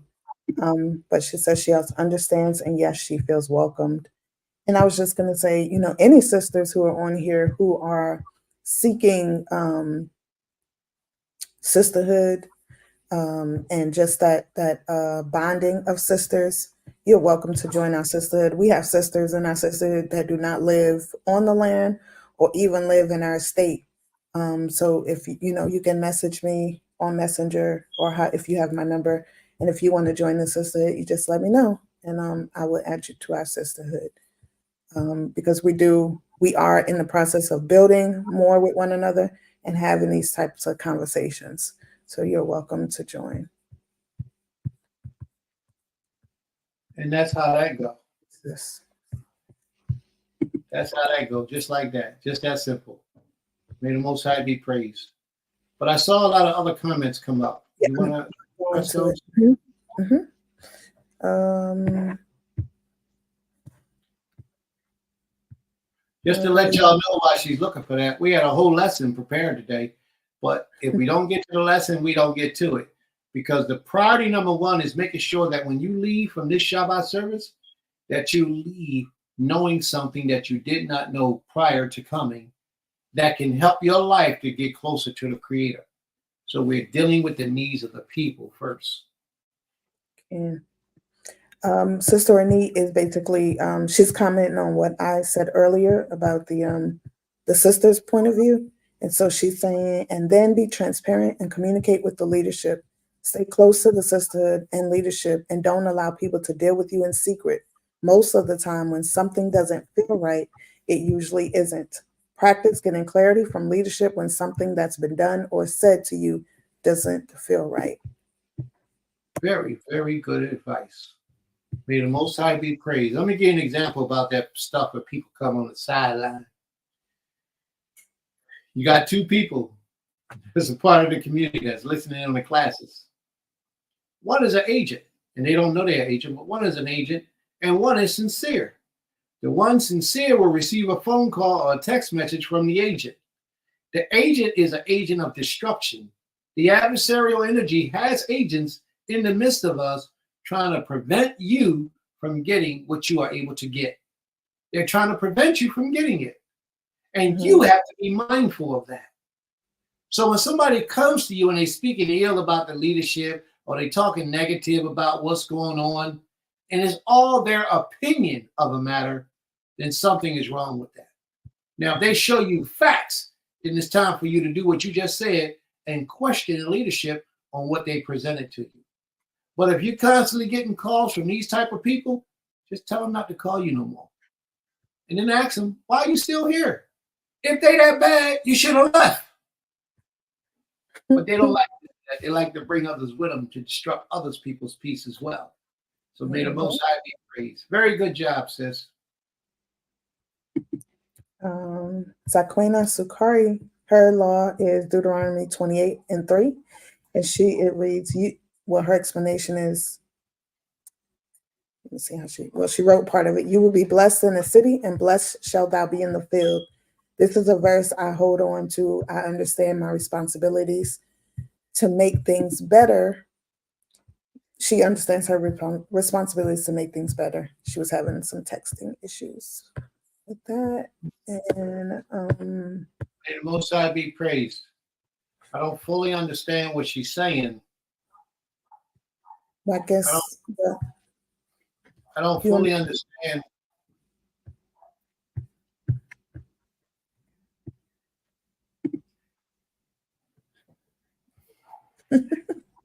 I don't fully understand what she's saying, though. Do you believe in the city and bless you be in the city and bless you be in the field? This is a verse that I hold on to. I understand my responsibility to make, what was the second part? To make things better. Okay. All right. Yes. Well, that is a blessing from the Creator. If you do all the things that He said for you to do, you keep His commands, you will be blessed in the cities and you will be blessed in the fields. May the Most High be praised. To the Rabbah. And then Sister Aisha, her law comes from the book of Leviticus, Vayikra, chapter 19, verse 33. And if a stranger sojourn with thee in your land, ye shall not vex him. What is the Hebrew definition of vex? And is there a known punishment for this? The Hebrew definition for the word vex, meaning to cause difficulties for someone's life. Vex them. You should not vex them. No, there is not a known punishment that I know. That punishment will come from the Creator. He'll deal with the individual that brings vexation upon another person's life. And if a person is obviously vexing you, and you can bring it to your leadership and show evidence of being vexed, then your leadership will have to issue some type of authority as well, some type of punishment to correct that individual for their evil actions towards you. May the Most High be praised. Torah. And then she says, I think she meant last comment, but she's saying your teachings and lessons are always magnificent. Oh, thank you very much. May the Most High be praised. That glory, that praise, that honor totally belongs to the King. Torah. So that's it for any comments or laws that came through. So, Well, Sister Yael says she would like to join the sisterhood. Kane, I saw it. Yep. All right. So y'all have to take care of that. Shalom, Abba. Shabbat shalom. It's good to know you're here with us today. May the Most High be praised. All right. Sister Ornette, you ready to rock and roll? If there are no more questions or comments, we're going to move forward with our lesson of today, family. We'll be chapter 4. No more questions? Any other comments? All right. No. All right. We gonna get busy. Sister Ornette, you ready? Okay. Absolutely. Can you hear me? Okay, you ready to go, sis? Okay. All right, let's rock and roll. Let's go. Exodus chapter 4, verse 1. Reading from the book of Exodus, chapter 4, verse 1. And Moshe answered this and said, But behold, they will not believe me, nor hearken unto my voice. For they will say, The Creator has not appeared unto thee. Now stop for a second. The word believe is aman. Estrange. Aman. I'm going to have to do some research on aman. Not amen. Not amen. Not like people teach us. But what they have there is aman. And what I do know is that the word aman that they teach you in English is actually amet, which means in truth. So amen could be, aman could be a diversion of amet. Amet means in truth. So if they will not believe, they won't accept this to be true, or listen to my voice, for they will say, the Most High did not appear to you. Read on, sis. We're going to look at that aman a little later on. Read on, please. Verse 2. And the Most High said unto him, What is that thine is in thine hand? Hold up, And he, hold up. You know what I did? I'm sorry. I'm sorry, family. Please forgive me. I was supposed to start at verse 3. I was supposed to start at verse 3, at the end of verse 3, to lead up to verse 4, and I did not. So please forgive me. Let's go back to verse 3, chapter 3, not verse 3. Chapter 3, verse 20. Chapter 3, verse 20. Just to give us a little leading up to part of where we are. Now, Moshe just left from speaking to the Creator in the mountain. He didn't leave. He's still there. I believe he is. He's talking to the Most High mountain through the burning bush when he had the introductory to the Creator. So he started asking the Creator all these questions, and the Most High answered and said some things. And this is where we're picking up now. So let's start at verse 20, Exodus 3, verse 20. Now, we read this last week, but I want to overlap the story because it's a continuation. Read on, please. reading from the book of Exodus, chapter Yes. 3, verse 20. And I will stretch out my hand and smite Egypt with all my wonders, which I will do in the midst thereof. And after that, he will let you go. And I will give this people favor in the sight of the Egyptians. And it shall come to pass that when ye go, ye shall not go empty. But every woman shall ask of her neighbor, and of her who sojourneth in her house, jewels of silver, and jewels of gold, and raiment. And ye shall put them upon your sons, and upon your daughters, and ye shall despoil the Egyptians. Now, when I read this, it made me kind of look at, but look at it. When I say what I'm going to say, I need you to really examine this. It made me kind of look at the culture of our people a little bit differently. And it says, but each woman shall ask of her neighbor. Well, we lived in Goshen, and our neighbor, basically the people in Goshen, was all Hebrew, we would like to think. But that might not necessarily be true. Because remember, we were a mixed multitude, and we had been in Egypt for a long time. We were amalgamated in the midst of the people. Just like in our neighborhoods right now, the majority of them is us, but there's a lot of them that look like us that ain't us. And I'm pretty sure this similar thing was taking place in these days, in this time. But watch, as it goes on, it says, and any woman who lives in her house. You're supposed to ask women who live in your house for silver and gold and jewelry and clothing. Well, if they got silver and gold and jewelry and clothing, that means they have some kind of wealth. Why are they living in your house if they have some kind of wealth? So maybe something about our culture is being missed that I'm not, or we don't see, that actually took place in the ancient days that we're not practicing today. Because this specifically says that lives in your house or her house. Ask of the woman, ask of your neighbor, and any woman who lives in her house for silver and gold and jewelry, unless it's saying that the woman has her house and you go to her house and ask her for silver, jewelry, and gold, or not necessarily a woman that lives in your house as a female.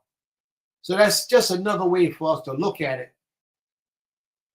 And then it says, you shall take what you get from them and put it on your sons and your daughters, so shall you plunder the Egyptians. Well, family, a lot of you might not know, but that's reparations right there. That's reparations being given to our forefathers when they left Egypt. All right? Now, keep in mind that the Exodus from yesterday, a lot of the things that the ancient Israelites went through, we are going through that exact same thing today. We're reading this story of Exodus because this is the time frame of Passover for a lot of our people. It should be for all of our people.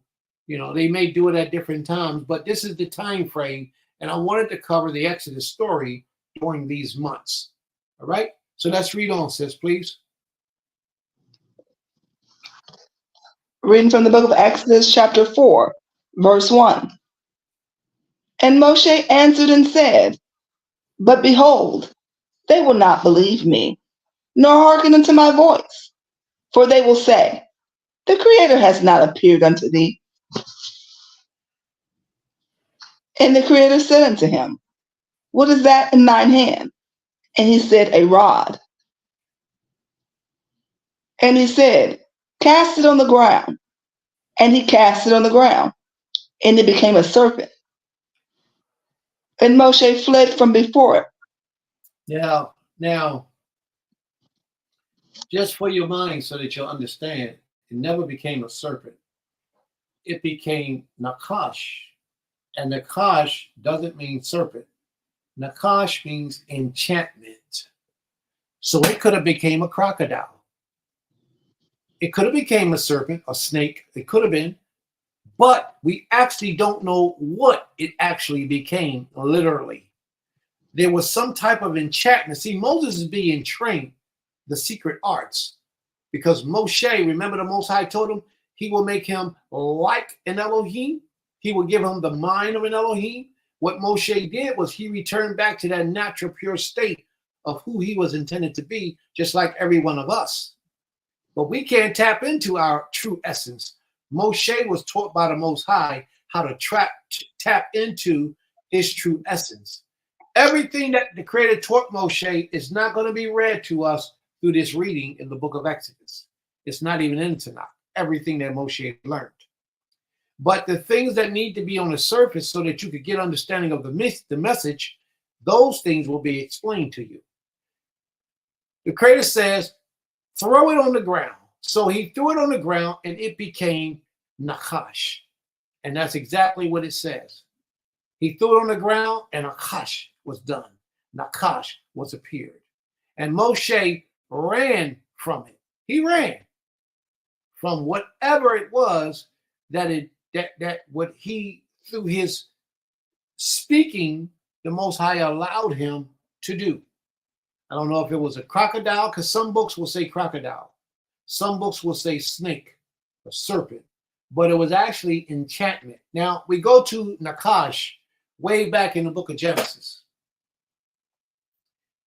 In Nakash, in the book of Genesis, the 3rd chapter is when Hawa was met with a enchantment.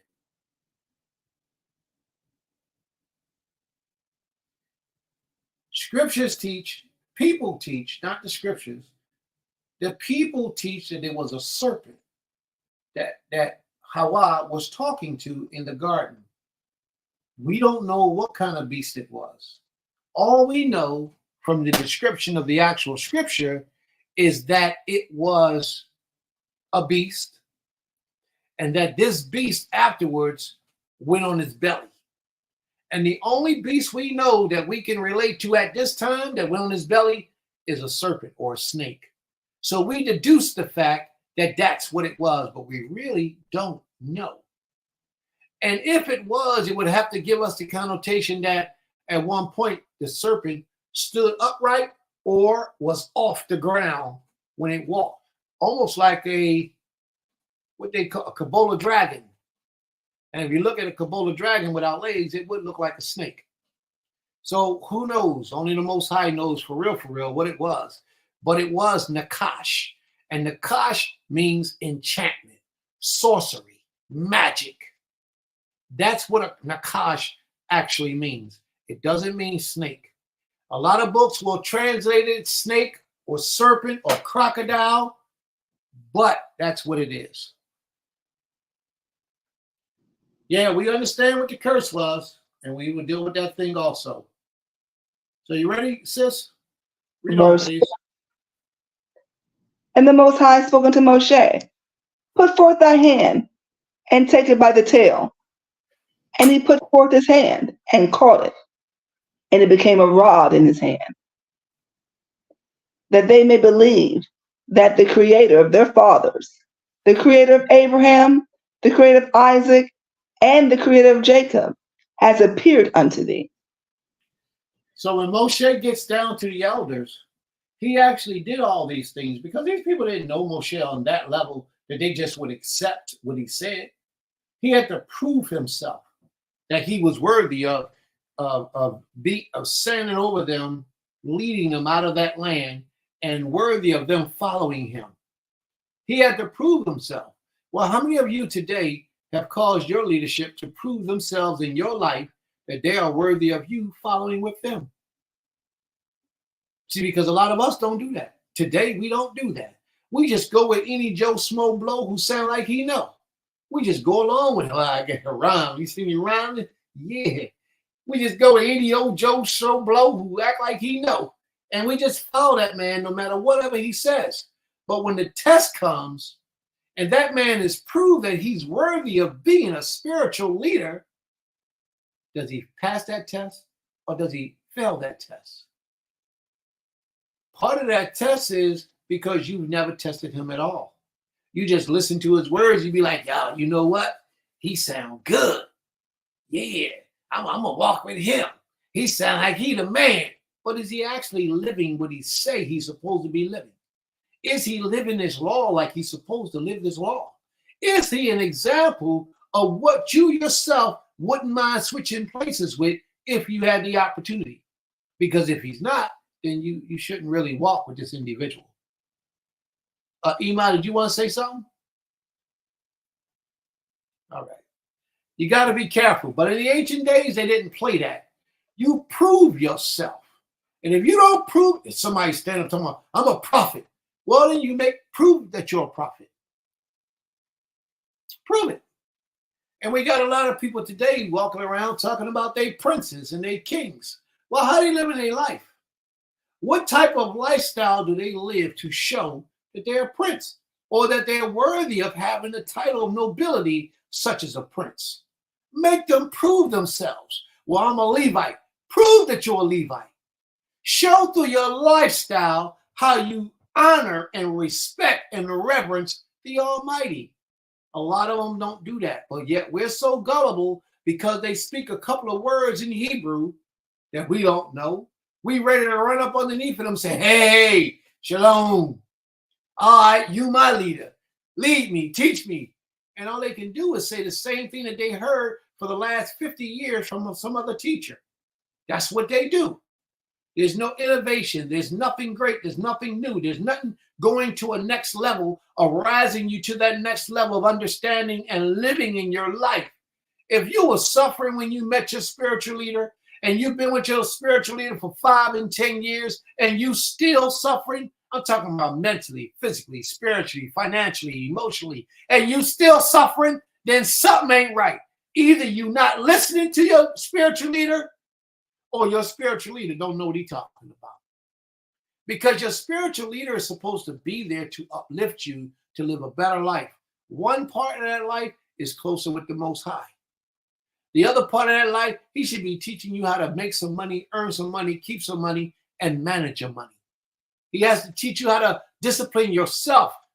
You know, if you don't have any discipline, then a lot of the problems you have are going to keep perpetuating in your life over and over and over and over. Without discipline, it's going to manifest negative results. No matter what your spiritual leader is teaching you, as long as you're listening and you're doing what he's saying and those results are coming, then you stay with that man. But if you're listening and nothing is happening, then something is wrong. And if the only thing he's teaching you is about what you heard for the last 10 years, and he just, every time we get to the book of Exodus, we get there, he teaches the same thing over and over and over and over, something is wrong with that as well. So y'all have to be mindful about these spiritual leaders out here, because a lot of them are not here to teach the word of the Almighty. They're here to repeat what they heard a lot of other people say for the last 30 years. They got them people in the same condition they in now that they've been in for the last 30 years. And that's a fact. And that's not where we need to be, because times around us are changing. And we, although we don't change in our service to the Creator, we have to change with the times to meet the times so that we don't become demised, moot in the Hebrew language, moot, so that we don't die. The Creator wishes not for us to die, but for us to live. But we have to understand how to do that. Let's read on, sis. If your spiritual leader can't teach you how to elevate and grow and build so that you're not in the same place year after year after year after year, you don't need that person in position of leadership over your life. That's right. Verse 6. And the Creator said, Hold 1 second, please. The brother Brown Stokes says, if he's a Kohen, why are you off the grounds of the temple then? And he's absolutely right, because the high priest is not supposed to leave the temple confounds all of his life, for his whole life. He's supposed to stay within the confounds of the temple. He's absolutely right. So you got to make these people prove who they say that they are. That's right. You got to make them prove that they're worthy of being your spiritual leader. And most of us, we don't put our spiritual leaders to the test. Call your spiritual leader up 1 o'clock in the afternoon, 2 o'clock in the afternoon, and say, hey, I got an emergency. I need to talk to you right now. Oh, well, you got to wait till I get off of work. I don't get off till 6 o'clock. Call me back at 6, all right? And then we can boss it up then. That's a problem. Because your spiritual leader is supposed to be available for you at any time you call. Anytime you call, he should be ready. Look at them. They mess with my computer again. My computer keep freezing up because they don't want this message to get out there. That's why they keep doing this. But your spiritual leader has to make himself available for you. If your spiritual leader out punching somebody else's clock, how are you going to make himself available for you? Unless he got that kind of job where he can. Now, if he got that kind of job where he can get a white man his time and deal with the needs of the people, then so be it. More power to him. May he continue to be blessed.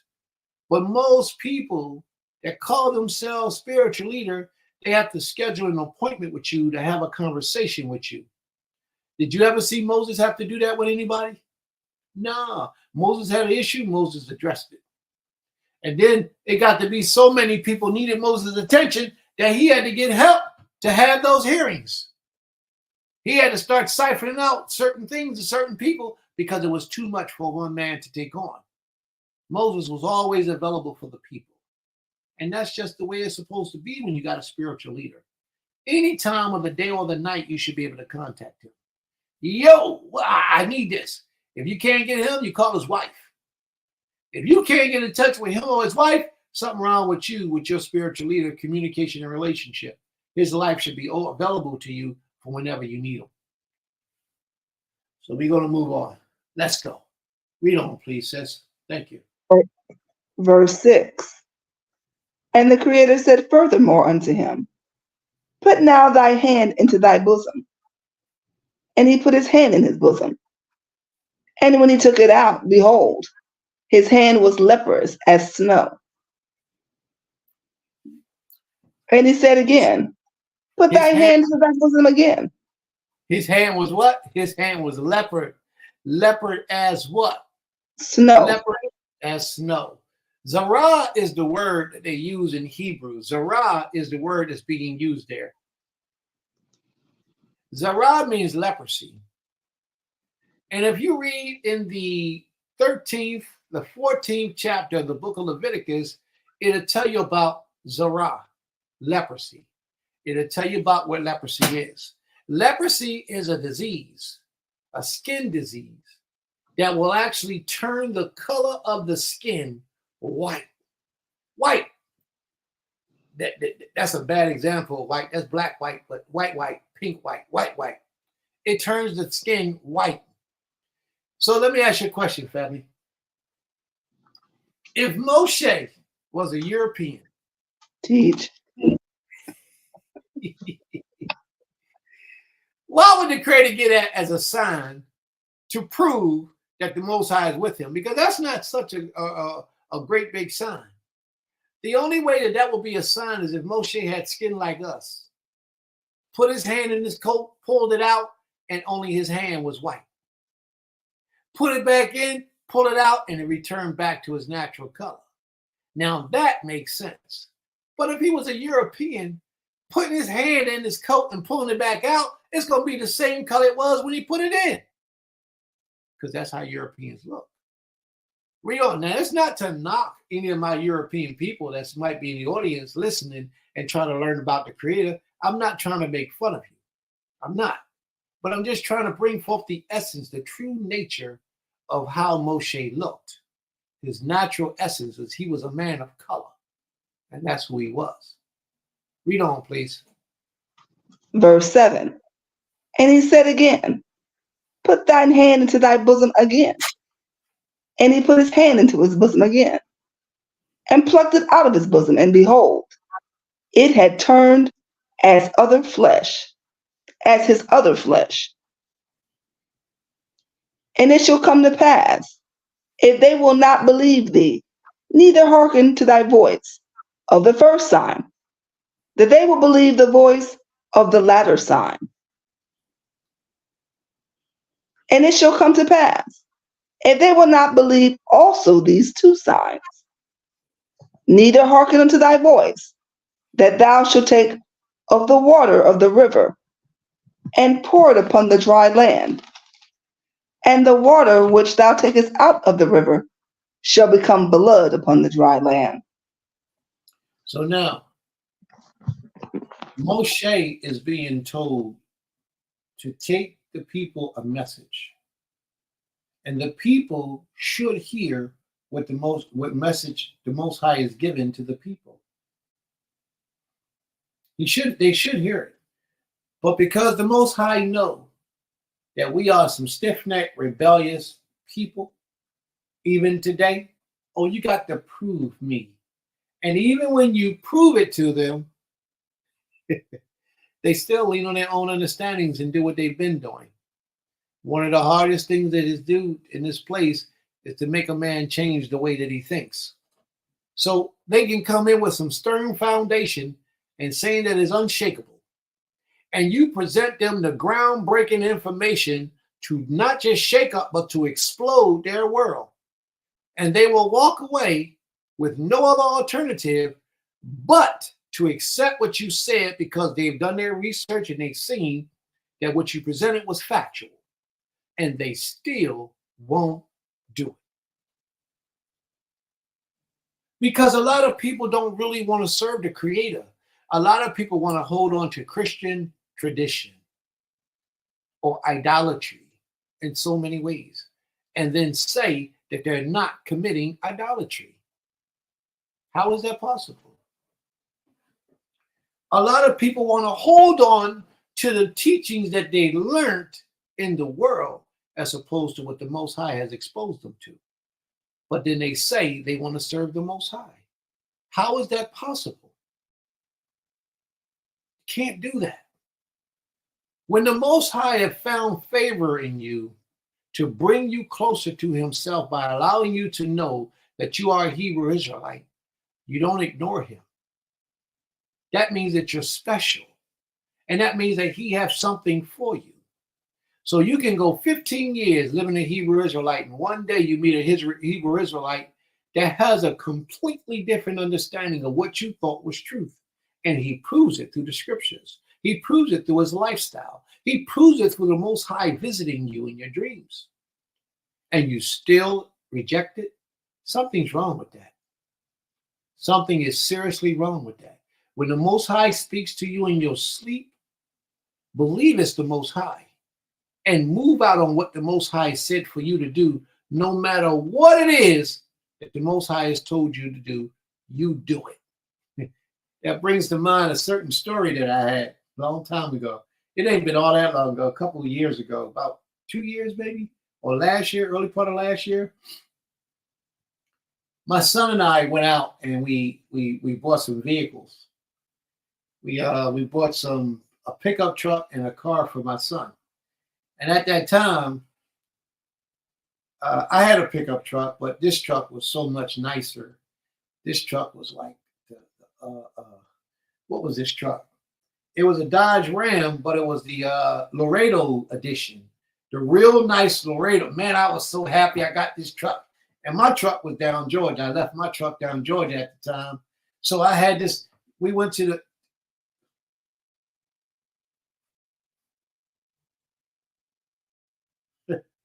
I don't know if y'all can hear me or not, but I doubt it.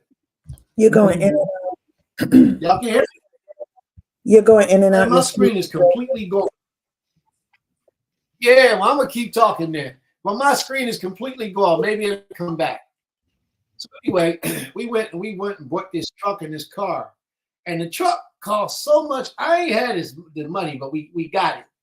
The truck was like $10,000 something, and the car was like $4,000 or $5,000 something. So altogether, we spent like $15,000, $16,000.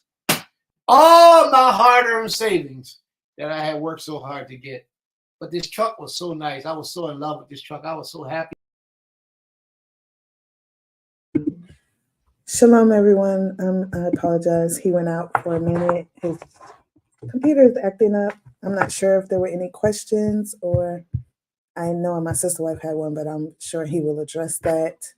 But any, I don't know, anything else someone wanted to maybe speak on while we wait for his computer to come back? Apologies again. Nasik Shema, is there anything you want to bring up?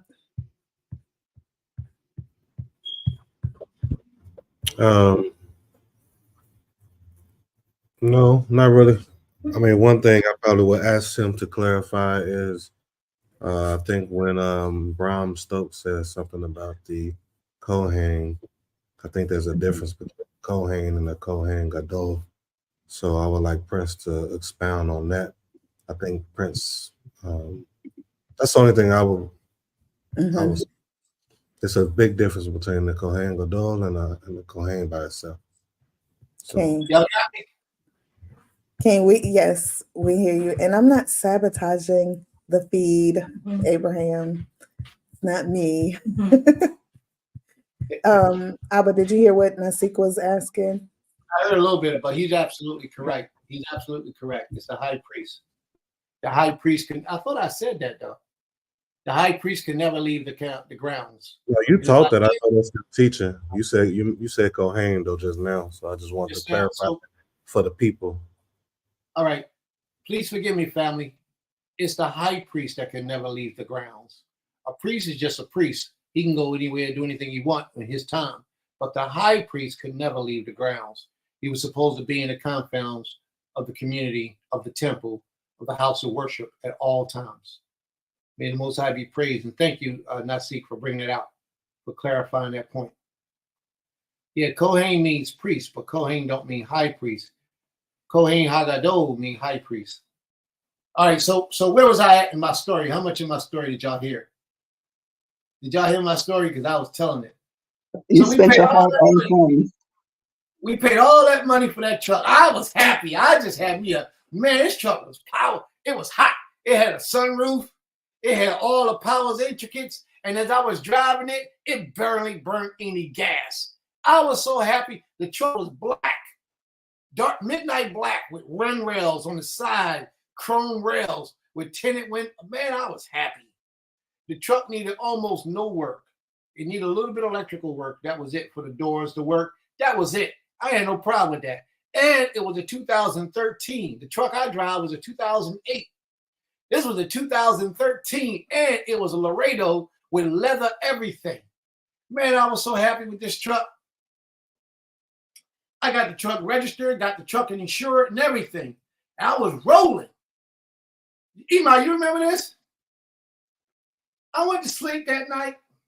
On the next night, all amped up, and the creator visited me in my dream. He told me to give my truck to my uncle. Hey, you talking about somebody hype? I was like, what? Give your truck to your uncle. So I got up, called my wife, called everybody, went to class, told the class what actually happened. I was hot, man. I was hot. But I had to do with the Most High. I ain't gonna say I was hot. I was highly disappointed because I thought the truck was for me. I bought the truck for me. I fixed the truck up for me. I got the tags, the registration. The truck was shiny. Great truck for me. And I did all that. And the Most High said, now give it away. And I was like, wow. All right. So I'm saying that because sometimes the Most High visits you in dreams to give you confirmation of a thing that you might not be so sure of. All right? So that's back to your leadership possession part. Your leadership should be on point. And he should be leading you in the ways of the Almighty, but the Almighty should confirm your leadership as well.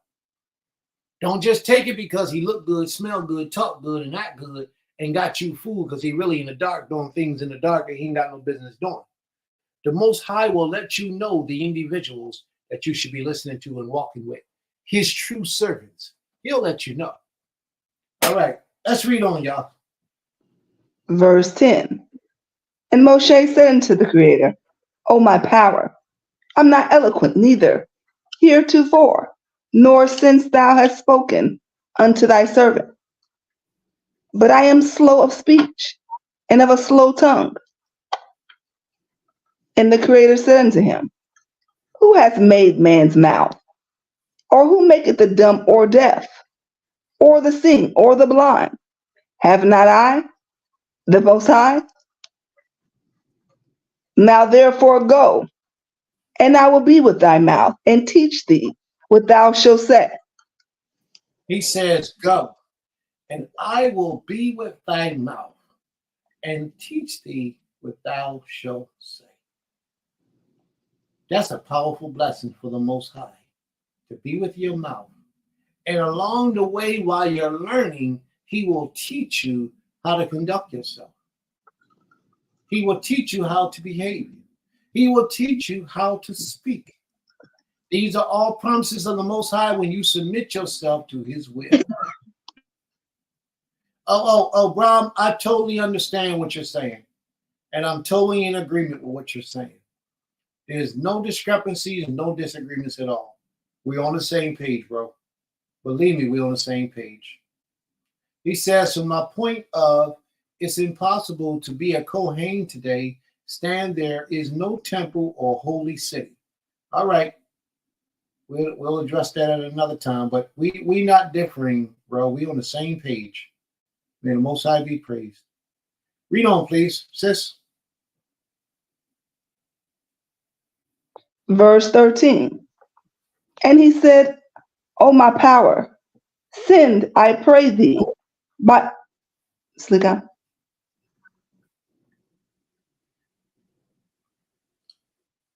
What What'd did you say, sis? No, go ahead. I'm getting ready to say something. And he said, O my power, send, I pray thee, by the hand of him who thou wilt send. He said, Most High, please send somebody else. Moshe knew that this was a hard people, man. And we are a hard people to deal with, even today. We're a hard people to deal with. So many different personalities, so many different spirits. But you know what I've learned? Is that when we're all on one accord, everything works out right. The problem is we don't all be on one accord. Some be pretending as if they're on one accord with you, but they're not. They haven't fully released their beliefs or their understanding of things and how they say something is, this is a fact, and I'm just not moving from that. But they pretend to walk with you. They haven't truly, really walked with you on one accord. Because when you're on one accord, you don't have these arguments.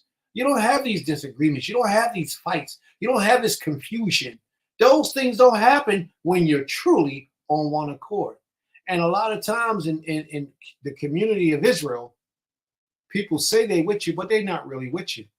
And part of the reason why is because people don't want to give up what they believe to be true, even when you show them they're wrong.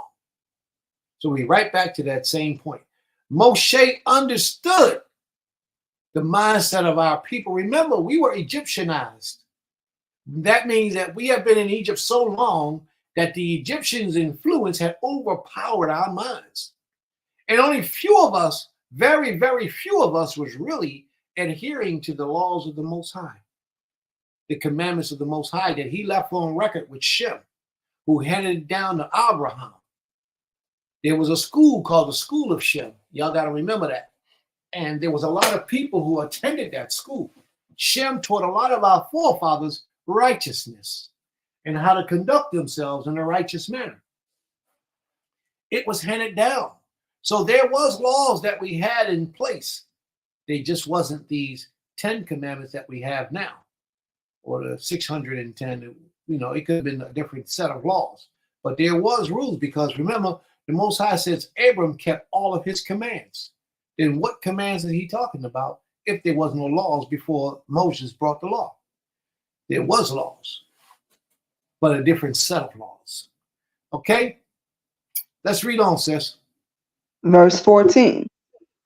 And the anger of the Most High was kindled against Moshe. And he said, Is not Aharon the Levite thy brother? I know that he can speak well.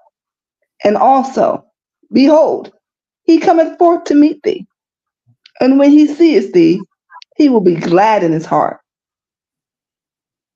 And thou shalt speak unto him, and put words in his mouth. And I will be with thy mouth, and with his mouth, and will teach you what ye shall do. And he shall be thy spokesman unto the people. Now watch this part, family. Watch this part. And he shall be, even he shall be to thee instead of a mouth. And thou shalt be to him instead of the Creator. No, not instead of the Creator, though, but instead of Elohim. Elohim. Yeah, y'all got to watch this now. Y'all got to watch this. Moshe was enlightened. The Most High raised Moshe's mind up where he was in tune and in tap with us in our natural essence with the power of an Elohim, the power of a God. What happened if they don't believe, though? What happens if the people do not believe what Moshe says? Then the Most High gave him more signs for him to give to the people so that the people will believe. But y'all got to know this is fact. Y'all got to know this. Even if people don't believe, it don't change who you are. So you keep doing what you got to do, even if they don't believe. Their lack of belief doesn't prevent you from doing what you're supposed to do. If you tell somebody, if you are a prophet of the Most High, and you tell somebody you're a prophet of the Most High, then prophesy and lead that life for the people to live by. Show through example that the Most High is with you. Ask the Creator for a sign so that the Creator can give it to them. Other than that, keep your mouth shut if you're not ready to take charge and do what you're supposed to do as a prophet of the Almighty. Read on, sis. Verse 17. And thou shalt take this rod in thine hand, wherewith thou shalt do signs. And Moshe went and returned to Jethro, his father-in-law, and said unto him, Let me go, I pray thee, and return unto my brethren, who are in Egypt, and see whether they are yet alive. Moshe is challenging the Creator on his word. He said, let me go back to my brothers in Egypt to see whether they are still alive. His brother is Aharon. He's going to see if the spirit, the energy that he talked to, the angel that he spoke with, really knew what he was talking about. So he goes right back toward where he was at with his brother to see if that brother was going to meet him as he was told he would. And by this, he would know that he wasn't just having a dream. By this, he would know that it was the Creator speaking to him by proving these things. So let's see. Read on, please. And Jethro said unto Moshe, Go in peace. Lek le shalom. And actually in Hebrew is go to peace. Lek le shalom. Read on, please. And the Creator said unto Moshe in Midian, Go, return into Egypt, for all the men are dead who sought thy life. And Moshe took his wife and his sons, and set them upon an ass, and he returned to the land of Egypt. And Moshe took the rod of the Most High in his hand. And the Creator said to Moshe, When thou goest to return to Egypt, see that thou do all those wonders, see that thou do all those wonders before Pharaoh, which I have put in thine hand. But I will harden his heart, that he shall not let the people go. The Most High says he will harden Pharaoh's heart so that he will not let the people go. Then why is all this for? Why would the Most High harden Pharaoh's heart? First he tell him to let him go, and then harden his heart so that he don't let him go. Why would the Most High do that? Somebody share that with me, please.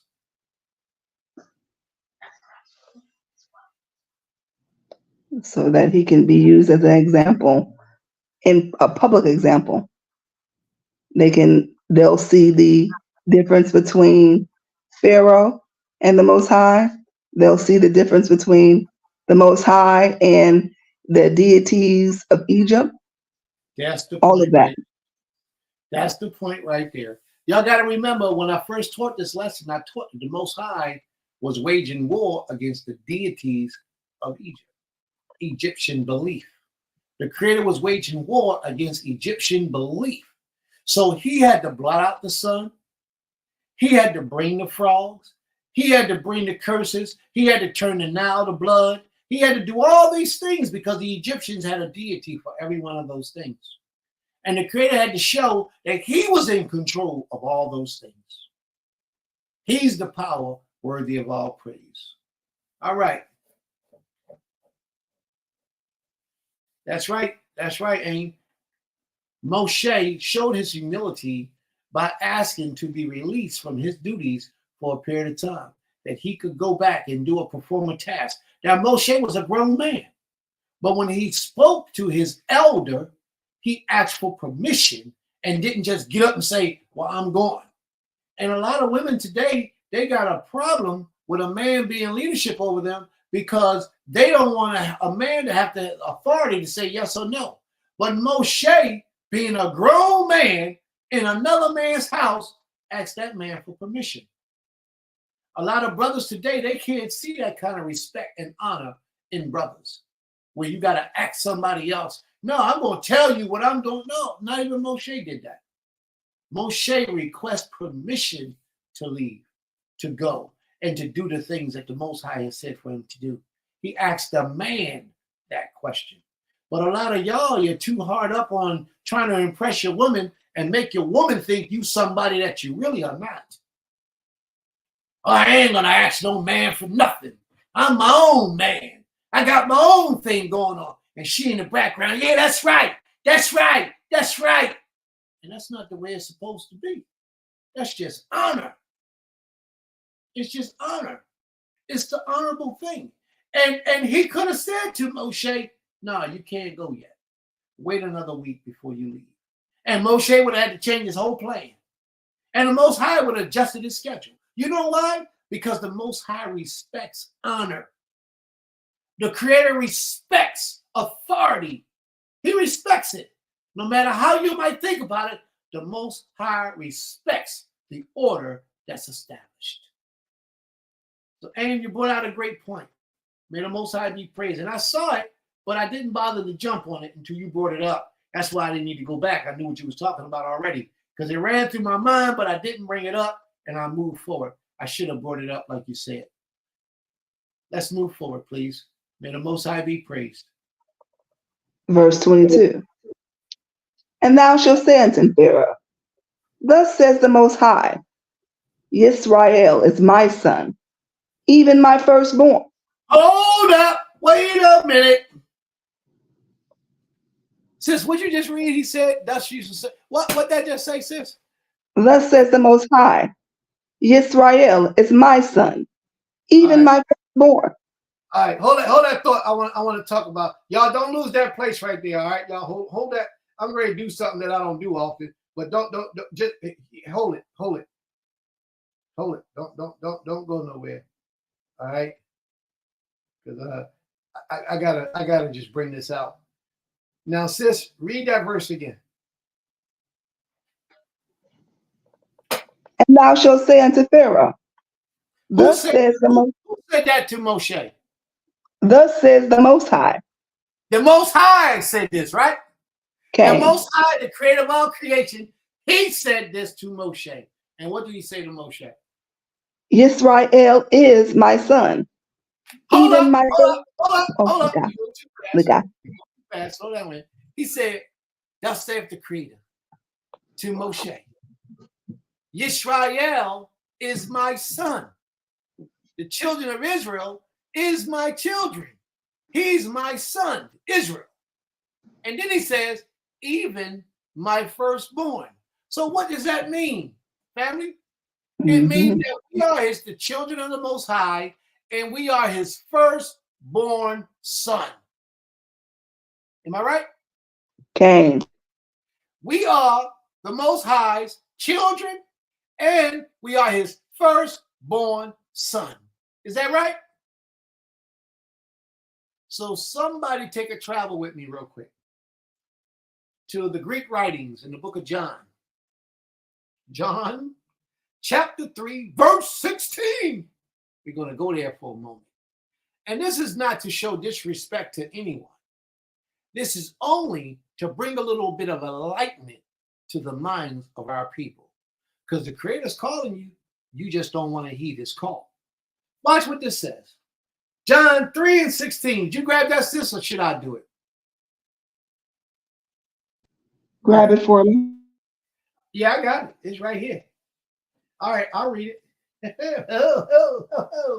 It says, for God so loved the world that he gave his only begotten son. Wait a minute. wait a minute. For God so loved the world that he gave his only begotten son. Well, we just read that Israel was his firstborn son. So if he gave his only begotten son, then he had to give Israel, then didn't he? Because Israel was his firstborn. So if he only begotten son, it can only be Israel. Am I correct? Absolutely. Okay, let me read on. He gave his only begotten son, that whosoever believeth in him shall not perish, but have everlasting life. He gave his only begotten son, that whoever believeth in the only begotten Son of the Most High shall never perish, but have everlasting life. Now, the Greek authors would make you believe that that son was named Jesus, Yeshua, Yeshaya, Hamoshiach, whatever name you want to call it. That's what they would make you believe. But the real true story is that the whole New Testament, the Greek writings, the whole new book was written about you, the children of Israel. They took your story and encapsulated it in one individual and then made you think that that individual was worthy of praise. And we ate it. We went for it. And we still chewing on it today. And a lot of us won't let it go. Like for example, here's a situation here. Isaiah chapter 42. Just watch this. Let's read this for a second. Isaiah chapter 42. Let's go there for a second. Isaiah chapter 42. And here it goes. It says, behold thy servant in whom I uphold, my elect in whom my soul delighteth. I put my spirit upon him. He shall bring forth judgment to the Gentiles. He shall not cry nor lift up nor cause his voice to be heard in the streets. A bruised reed shall he not break, and the smoking flax shall he not quench. He shall bring forth judgment unto truth. I ain't even get to the best part yet. He shall not fail nor be discouraged till he have set judgment in the earth. The owl shall wait for his law. So far, who am I reading about? Who am I talking about? If you were still trapped up in the Christian doctrine, you would believe that I'm talking about Yeshua. You would think that I'm talking about Jesus. You would think that I'm talking about Hamoshiach, the one that you say is Hamoshiach. I'm not trying to cause any confusion. I'm trying to release your mind from the prisons. Watch this. Let's read on. Thus saith the Most High, he that created the heavens and stretched out the earth, he that spreadeth forth the heavens and the earth and covereth it, he that giveth breaketh unto the people unto it, the spirit to them that walketh therein. I, the Most High, call thee in righteousness, and will hold thy hand, and will keep thee, and give thee of a covenant to the people for a light to the Gentiles. This is your job, to bring light to the earth, Israel. To open the blind eyes, those who cannot see. It's your job as an Israelite to open the blind's eyes. To bring out the prisoners from the prisons. Those who are in jail, mental jails, you got to bring them out. To bring out the prisoners from the prisons and them that sit in darkness out of the prison houses. I am the Most High. That is my name. And my glory I will not give to another. So all of you are bowing down, praising a man, whether he lived, died, or still to come.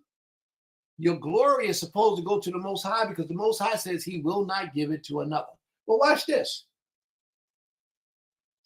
Nor will I give to another my praise to graven images. Behold, the former things are come to pass, and new things I do. New things do I declare before they spring forth. I tell you of them. This is the Most High. These are the words of the Creator that he said that he will do to us, his people. Now, a lot of people will say, well, how do you know that's the Most High when he says that he does all this for his servant? How do you know that he's talking about the children of Israel as those servants? Well, let's go to Isaiah 44 and see what Isaiah 44 says. who that servant is that the Most High is talking to. This is what it says. It says, yet now hear, O Jacob. What the next word say? My servant. Isaiah 44:1. It says, yet hear, O Yaakov, my servant. Who is Jacob? Jacob's name was changed to Yisrael. So you could say that the Most High is saying, oh, hear, O Israel, my servant. That's who the Most High is talking to. They took the whole story of you saving and bringing salvation to the earth and encapsulated it in one person and made you believe that that one person is worthy of praise. There's even some scripts, some places in the New Testament that people draw the conclusion that Jesus and the Creator are one. There's even places that they make you think that. But we know that we are not the Most High. We know that. But at the same time, we are Elohim. But we're not Ha Elohim. There's a difference. But a lot of people don't understand that. So what am I saying, family?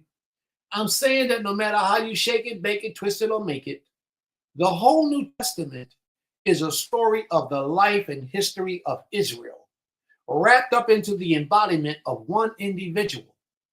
And we don't know that. We don't know that. It's deep, man. This thing is deep. This is deep.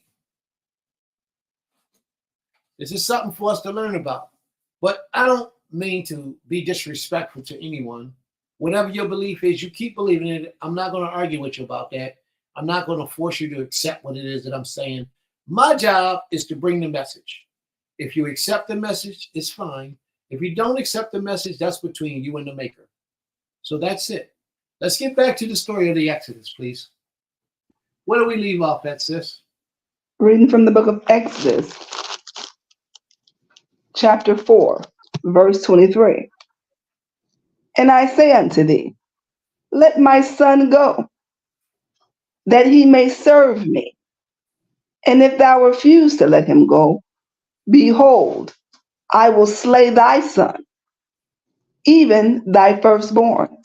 He says, if you refuse to let him go, I will slay your son, even your firstborn. You know? Verse 24. And it came to pass by the way in the inn that the Creator met him and sought to kill him.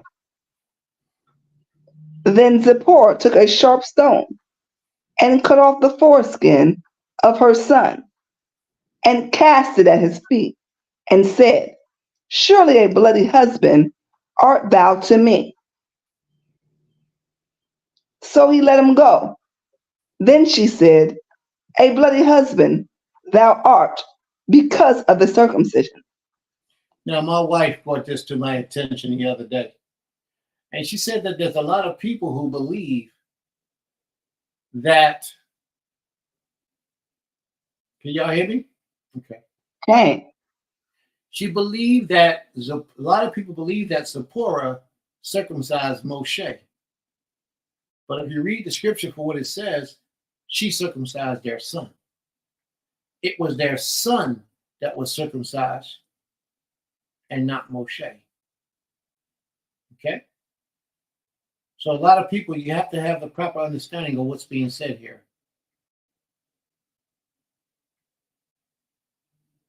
Are there any questions or comments? All right, sis, let's move on. Verse 27. And the Creator said to Aharon, go into the wilderness to meet Moshe. And he went and met him in the mount of the Creator and kissed him. What did he do when he met his brother? He kissed him. He kissed him. Let me share something with y'all, family.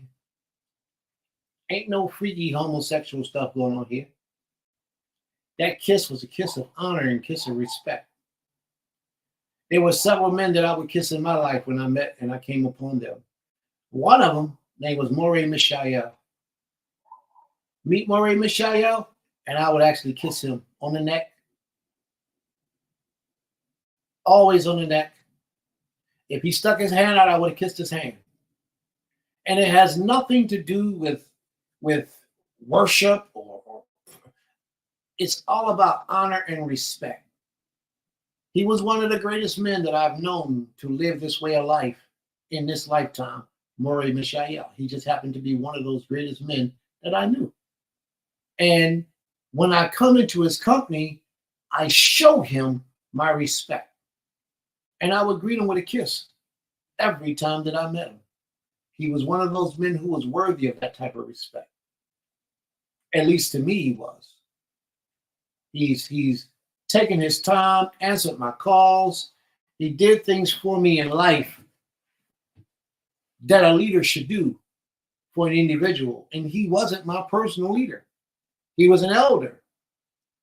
But he had no problem expressing, anytime you call him, anything you ask of him, he'll go out of his way to give you his honest opinion and be humble about it. Didn't judge you on any matter, even if you confused him with some of the talk, and I had a whole lot of talk going on. But he was a very, very respectful, honorable man. And that's how I used to greet him in that matter. And he's not the only one. Another one that I would greet with a kiss was Kohen Mikael. These were men of men that I understood. And I'm not saying that these men was perfect and without fault and without sin, by no means. But these were men who sacrificed their life to live this life and to honor the Creator. Do I disagree with them on certain issues? Sure I do. But that don't stop me from showing the honor and respect that I showed to those men, because they've earned it in my book. Yeah, that's just how I move. When you have that type of appreciation for a man, even in the presence of my Nashim, I wouldn't have no issue kissing them on the cheek, on the neck, and giving them that kind of honor and respect in the culture. Even in front of my little son, I would do that and show him how to honor men that you respect on that level. And it's not a lot of people like that. But those men, I had that type of respect for. Those men, even if those men that I know they're not perfect, but even if those men said, well, Prince,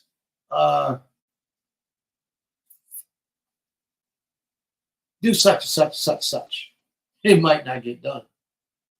If I felt it was out of the order of the Most High, it is not getting done. But when I would meet those men, that was my manner of greeting them. So I didn't make these people gods in my sight. That's not what I did. But I did honor them as honorable men. And this was a custom of our people that a lot of people don't know and understand. This is what our forefathers did. When you met a man that you had that much honor and respect for, you greeted him with a kiss. That was an honorable thing to do. And Moshe and Aharon hadn't seen each other in many years. And that's the way they greeted when they reunited, with a kiss and a hug. And that's pure love. I've always said that the love between two men will far excel way past that of a man and a woman. The love between two men will greatly excel past the love of a man and a woman. It's a totally different realm, a totally different world. All right? So you have to understand that. And if there's people about honor, you will understand where I'm coming from. If you're not about honor, then you don't understand. So that's how we do. All right? Any questions? Any comments? Let us know. That's right, Abba. That's right. So read on, sis. Let's see what's next. Verse 28. And Moshe told Aharon all the words of the Creator who had sent him, and all the signs which he had commanded him. Now, Moshe told Aharon, but a lot of times people sleep on this message because Aharon heard the word of the Most High in a dream, and he did what the Most High told him to do. So at this time, even Aharon was being obedient to the dream. Y'all follow me? Even Aharon said, let me go see if this is true. and went on that journey and met his brother out in the wilderness. So Moshe Aaron need to be given a little bit of credit too, because a lot of you dream dreams, and when you wake up after the Most High spoke to you in those dreams, you think it was just a dream, and you just dream it off, pass it off as if it was a dream. And a lot of times it don't be dreams. A lot of times it be the Most High trying to get your attention, to prepare you for something, or to set you on a mission, on a journey for a reason. It's up to you to hear the Most High when the Most High speaks to you. Let's read on, please. Verse 29. And Moshe and Aharon went and gathered together all the elders of the children of Israel. And Aharon spoke all the words which the Creator had spoken unto Moshe, and did the signs in the sight of the people. And the people believed. And when they heard that the Most High had visited the children of Israel, and that he had looked upon their affliction, then they bowed their heads and worshipped. May the Most High be praised. So when Moshe and Aaron went back to the people, what they did was they went to the elders, to the leadership, because the elders and the leaders had the last say. Back then, our people still obeyed leadership of the elders. They still held elders sacred in the order of things. So therefore, when Moshe went back, the first person that he communed with was the elders in the leadership.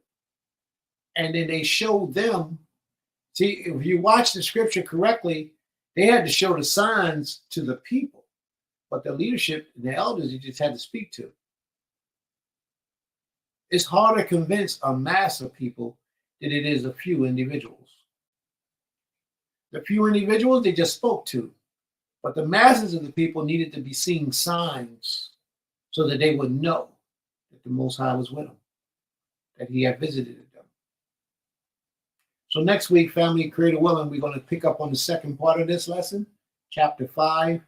And if we have an opportunity, we'll do 5, 6, and 7. But it doesn't look like we have too much of an opportunity to do all those chapters because the people be ready to go. So it's 6:27 right now, family. We're on chapter 5. Y'all want to go? We can go. If y'all want to keep going, then we can keep going. It's up to y'all. Y'all let us know what y'all want to do. Y'all know how we do. We got a nice little group right now, nice little followings, nice little people in the audience. Nice little people in the audience. So we want to listen to y'all. Y'all tell us what y'all want to do. Do y'all want to read chapter 5 or do y'all want to cut it quick for a minute? I always want to keep going. I got you, Sister Ornette. So we're going to take the first 5. 3 out of 5 wins the vote. What else people got to do is Shabbat. I'm with you, bro. But you know our people. You know how we do. So we just give us a yes, y'all. If y'all want to stay and do chapter 5, give us a yes. The first 5 people, nobody on the panel, everybody in the audience. First 5 people, let us know. You got 3 out of 5. If we get 3, keep going. We got 1, keep going. Come on, family. We need 2 more keep goings or 3 more no's. Which one y'all want to do? Give us a vote, please. Let us know. Y'all got the power. We got 2 keep goings. We got 2 keep goings. 1 more. What's it? This next one will solve the equation. 1 more. What y'all want to do? You want to keep going? You want to cut it quick?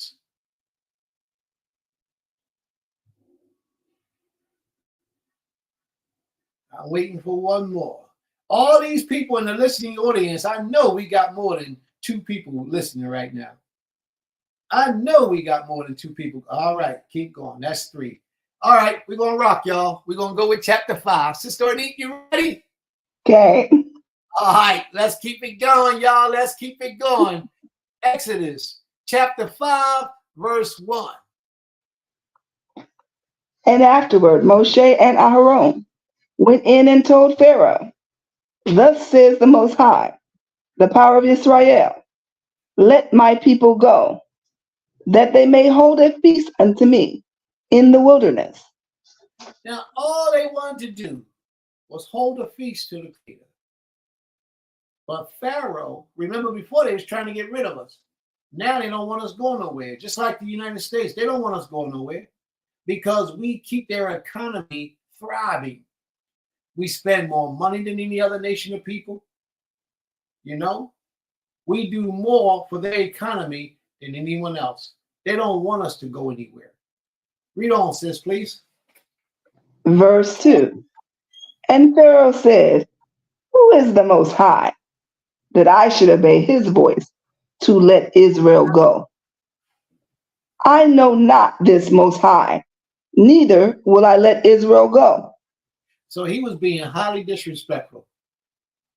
And he's going to pay for it with his life because he was so disrespectful. Read on, please. Verse 3. And they said, the power of the Hebrews has met with us. Let us go, we pray thee, 3 days' journey into the desert, and sacrifice unto the Most High our power, lest he fall upon us with pestilence and with the sword. Now, why would he come upon them with pestilence and the sword? Because they wasn't doing what he had for them to do. They were being disrespectful. Why was it that they had to go on 3 days' journey to sacrifice to the Creator? They had to go on 3 days' journey to sacrifice to the Creator because the things that they were sacrificing was the gods to the Egyptians. The cows and things of that nature was a god form to them. And if we killed their god, that's like you taking the statue of Jesus and busting him up in the middle of the street. Do you know how many black folk will turn against you for that? And it could be a white statue of Jesus. So many black folk will come out against you and speak ill and nasty and call you all kind of demons and Satan, all types of things they will do to you if you broke up that statue of their deity. Read on, sis, please. Verse 4.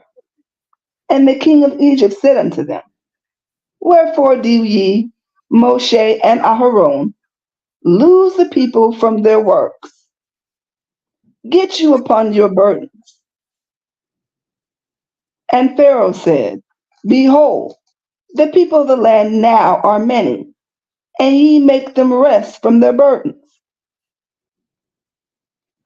And Pharaoh commanded the same day that the taskmasters of the people and their officers, saying, ye shall no more give the people straw to make bread, as henceforth let them go and gather straw for themselves. I want to draw some attention to something, family. Verse 4, 5, and 6. But the king of Egypt said to them, Moses and Aaron, why do you take the people away from their work? Get back to your burdens. Think about it for a minute, family.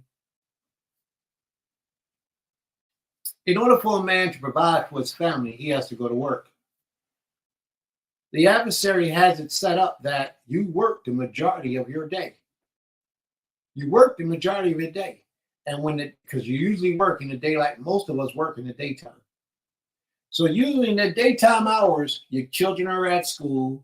Your wife should be home, or she should be, but for a lot of people, they don't do it that way. But your wife should be home. Let me put on the record just what I'm saying is, your wife should never have to work anywhere. She should not have to work. If she works somewhere, it should be in the household for the family or for a family business. That's the only work that your wife should have to do. If your wife have to go out and work out in the fields with the slave master, with the other slaves out in the workplace, out in the streets, if your wife has to do that, then there's some adjusting that you need to do in your life to take the slack off of your woman so your woman can stay home. Other than that, you got to be real careful how you deal with a wife. But a wife is delicate, sacred, and should be protected, and she should be able to stay home. All right? She shouldn't have to go out in the workforce and work. And then you got a lot of Israelite males that they stay home, they send the wife out to work. And that's the problem. So I'm going to get back to the lesson. All right.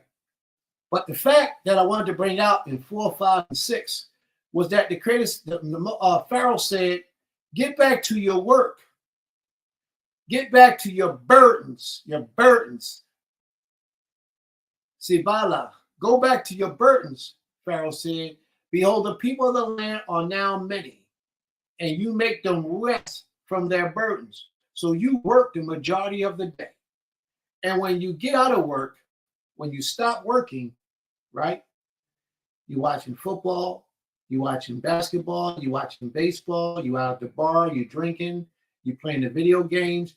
You're doing some type of entertainment to keep your mind stimulated when you could be reading and studying and learning and educating yourself. We have become accustomed to what Pharaoh did to us all those many years ago, and that is to occupy our time with things that don't really benefit us in our future. This society that we live in has occupied our time with sports, with sidebar recreations, with drugs, with movies, television, video games, all type of forms of entertainment, just to occupy us so that we don't see the real issues that's before us today in this world. A lot of us don't see it. A lot of us can't see it because we're not taking that time nor that space to let the Creator speak to us. Because if you took the time and the space to allow the Most High the opportunity to speak with you, you would see a whole lot clearer than what you see today. But you don't. Pharaoh understood that he needed to occupy that time. Oh, they got time to come together and unite? Then we ain't doing something right. Let's take the straw away and make them go get their own straw. And not only do they go get their own straw, but their quota of what they produce by getting their own straw should not be decreased. Meanwhile, they're raising the taxes on your property. They raise the price of food. They raise the price of everything because they need you to go get a second job because you got too much time on your hands. You want to be in a religion? Oh, we're going to take that away from you. We're going to give you a second job because inflation is raising up. You got to work double as hard, or you got to do something crooked to get something to cover the extra. And therefore, what they're really doing is they're taking you away from the opportunity of learning who you really are by occupying your mind with all these other things to do. And a lot of us are not wise enough and not intelligent enough to see that this is their plan. This is their agenda. This is what they intend to do to us deliberately to keep us oppressed, to keep us under. Because they know that the moment we turn to the Most High, our true strength, our true power, the moment we turn to him, we turn away from them. And they don't want that to happen. They don't want it to happen. Pharaoh saw that way back in Egypt. And the Pharaoh of today see it in this land. Read on, please. Verse 8. And the number of the bricks, which they did make heretofore, ye shall lay upon them. Ye shall not diminish anything thereof, for they are idle. They're idle. They got too much time.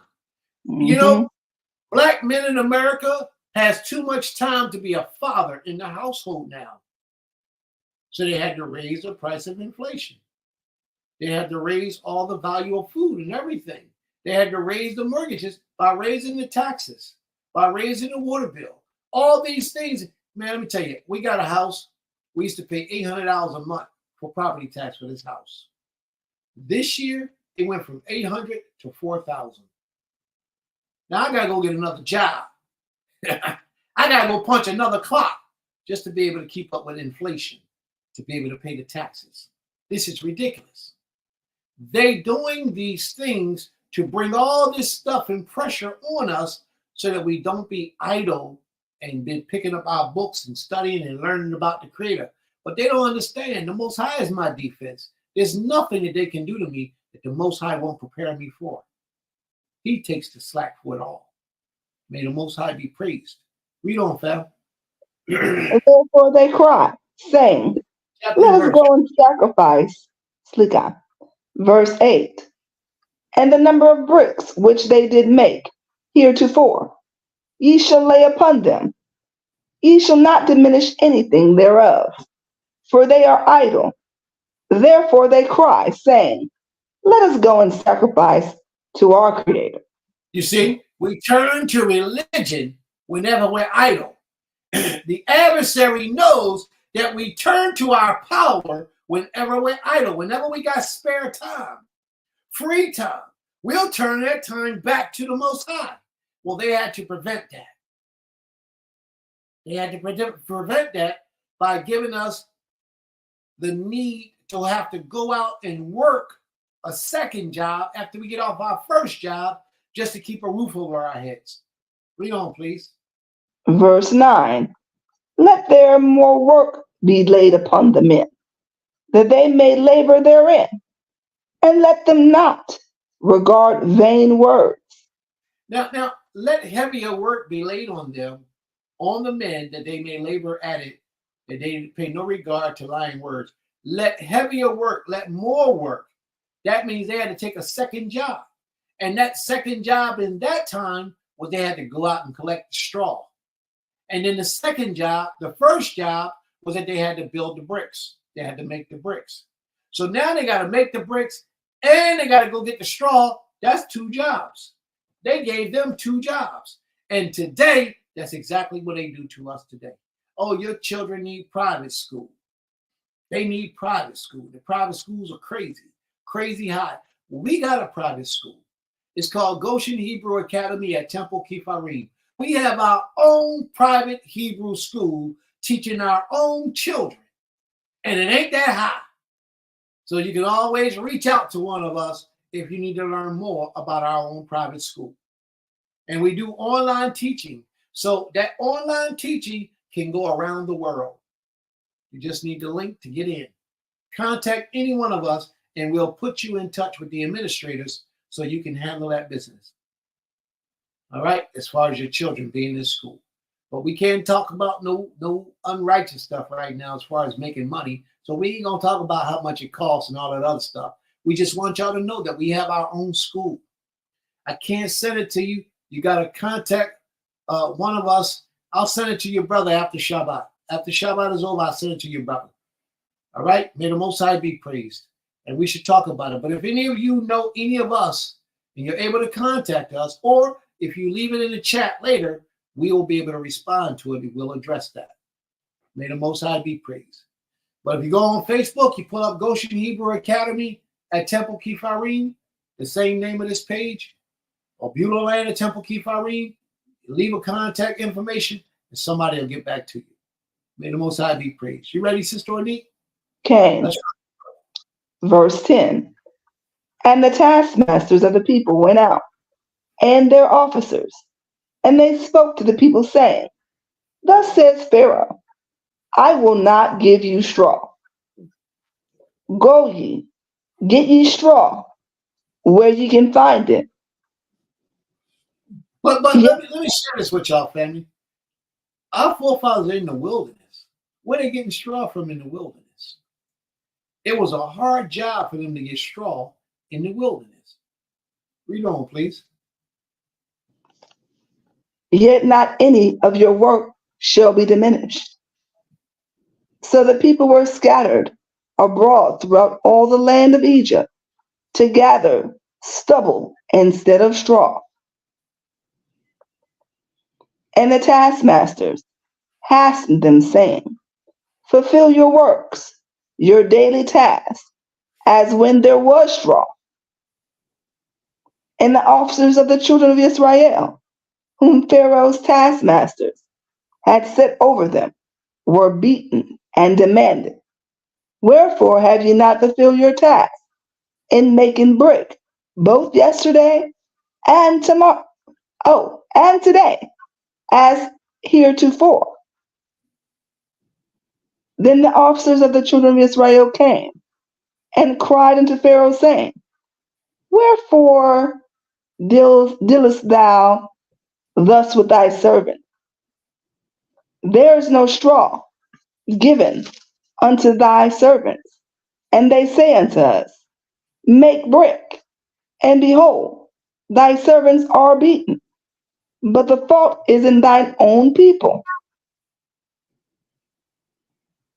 But he said, ye are idle, Therefore ye say, let us go and do sacrifice to the Creator. Go, therefore, now and work, for there shall be no straw be given unto you, yet shall ye deliver the number of bricks. Now it appears as if these taskmasters were Israelites. The master always got a ingenuity way to turn our people against ourselves. But it appears as if these taskmasters was Israelites. Verse 15. Then the foremen of the people of Israel came and cried to Pharaoh. They cried to Pharaoh and they said, why do you treat your servants like this? No straw is given to your servants, yet they say to us, make brick. And behold, your servants are beaten, but the fault is in your own people. But he said, ye are idols. This is what Pharaoh said. Ye are idols. This is why you say, let us go and sacrifice to our Lord, our Creator. Go now and work. No straw will be given to you. This is Pharaoh talking to those foremen, to those taskmasters, who were our people, who was over top of us. And they was harder. You know, we harder on our own people than the oppressor is. We treat our people double times worse than what the oppressor treat us. That's why there's more black on black crime than there are any other nation of people crime on us. Read on, please. Verse 19. And the officers of the children of Israel did see that they were in evil case, after it was said, ye shall not diminish anything from your bricks of your daily task. And they met Moshe and Aharon, who stood in the way, as they came forth from Pharaoh. And they said unto them,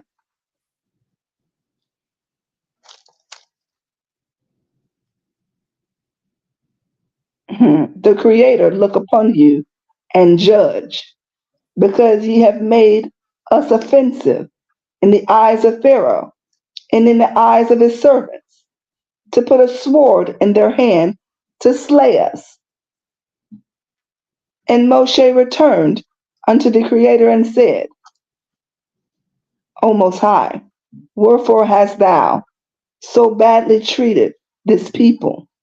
Why is it that thou hast sent me? For since I came to Pharaoh to speak in thy name, he has done evil this to us, neither has thy delivered thy people at all. So, family, the whole thing is sometimes you got to get uncomfortable in order to get the things that you need in this world. And that's the message that was taken forward. Moshe said, ever since I came to speak to Pharaoh, Pharaoh has been treating us bad. Well, through Pharaoh's bad treatment, it caused the people to turn back to the Almighty. You ain't seen it yet, but you will in the future.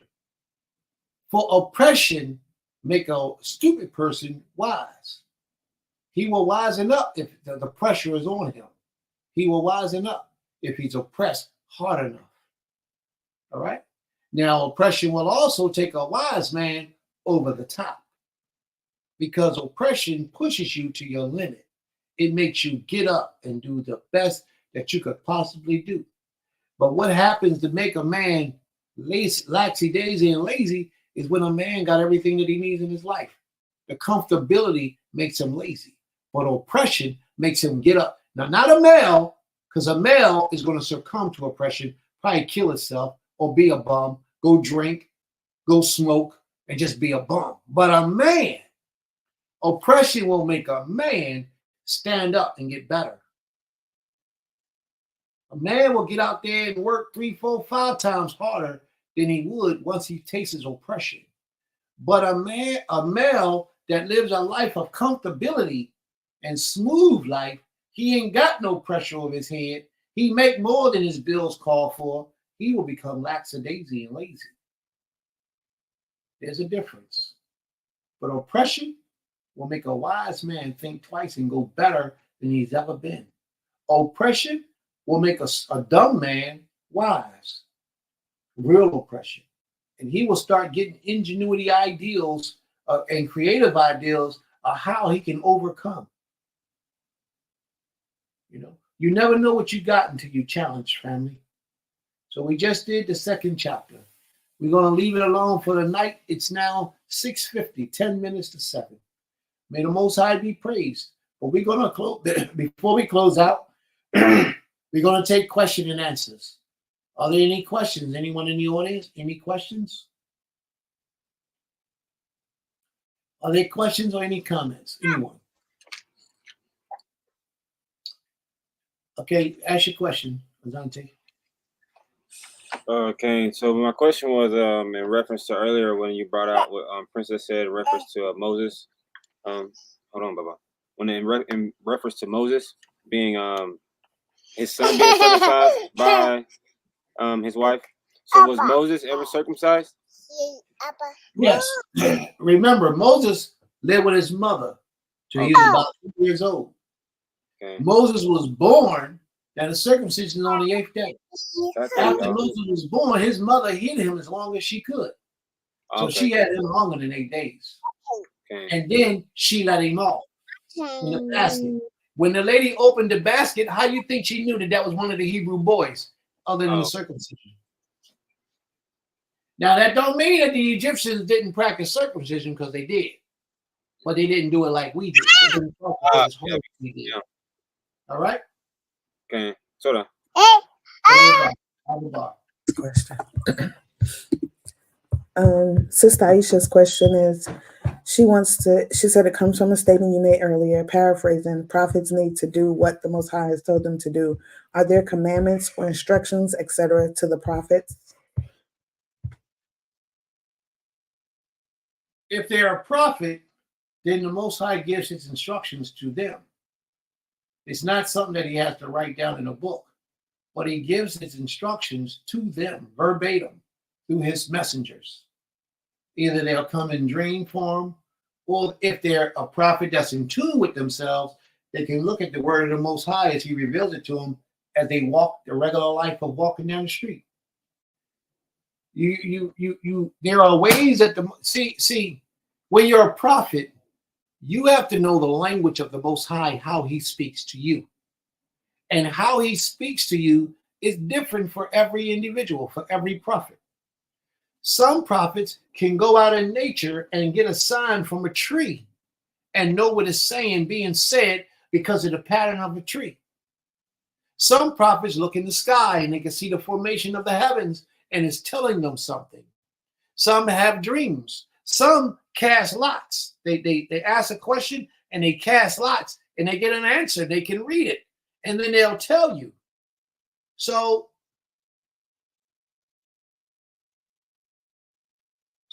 a lot of times you have to learn the language in how the Most High speaks with you as a prophet to understand that you are a prophet. Because there are a lot of prophets in our midst today, but they don't know how to communicate with the Creator for whatever reason. It might be sin in their lives. It might be because of a dead body. It could be because they still eat chicken, and chicken is unclean. Chicken is something that you should not be partaking of. And a lot of people don't understand that, but chicken is mixed with a vulture and a jungle fowl. The jungle fowl was a clean bird, but the vulture is not. They mix those two birds together and they produce what they call the chicken. But they don't want to tell you that when you go on the internet and look. They'll say the jungle fowl, and then they'll say something like, we're not so sure what the other bird was. Well, 25 years ago, when I researched this information, it was out, it was public, it was known. But now they camouflage and say, well, it's a jungle fowl and some other bird, but we're not sure what the other bird is. That's because the chicken industry is $100 billion industry a year. And for people to turn away from eating chicken, they don't want that to happen. Okay? So there we go, family. Get away from that chicken. But a lot of times the Most High don't release to us his strength because we're not in condition to receive the Most High strength. We're not in condition to receive it. The adversary knows that, so he contaminates our foods, and our pineal gland is not able to open up to receive these messages because we contaminate it. We block it. And then some of us so mean and disrespectful to others, the Most High don't want to put that on us for that reason as well. So if you're truly a messenger of the Most High, or you want to see if you are a messenger of the Most High, get in a proper alignment with his will and see what he reveals to you. And then you'll know who you are and how you're supposed to move. Yes, sir. Sister Anise says, I learned something new. I didn't know that not only did the Creator tell Moshe his brother is coming to meet him, but also spoke to Aaron in his dream, instructed him to travel to Moshe on the mount. I always thought he got the instructions, then traveled to Egypt and met up with his brother. Okay. Yes. May the Most High be praised. I'm glad somebody got something today out of today's lesson, because that's what this is always about. You should never come to Shabbat service leaving the same way you were when you came in. You should come to service and always learn something to take with you to change your life, your patterns, your behavior toward the Creator when you get that message. May the Most High be praised. Are there any other questions or comments? Sister Aisha, have I answered your question, Sister Aisha?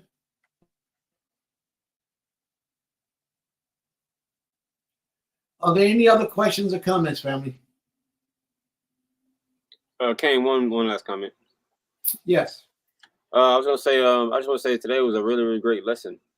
And you brought out some things that were very, very important. You know, even just about bringing out that understanding when it comes to like understanding the difference between like witchcraft and also understanding that the way the Creator has or the blueprint that I would say, like when it comes to astrology or astronomy or numerology or all these different things, giving that understanding that those things are only the blueprint, you know what I mean? And it's what we do with those things that determines whether we're on the Creator side. Because like you just said, if we have to understand how the Creator speaks to us, or the language that he speaks to us in, and so like I said, if we don't understand certain things, the Creator could be speaking to us, but we're so spooked out, or we've been taught certain things that sometimes we may not be able to recognize that he's speaking to us.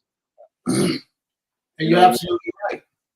Just like that Sister Tyra put in the room, that she has a desire to learn how to be learn herbology, herbal medicine.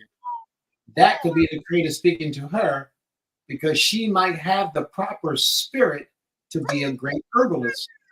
And the Creator's putting in her spirit so that she'll go out and take on that journey to learn that. But if she's spooked out every time she reads, she's going to be afraid, and she's going to prohibit her growth and her development by being spooked out from the ways of this world.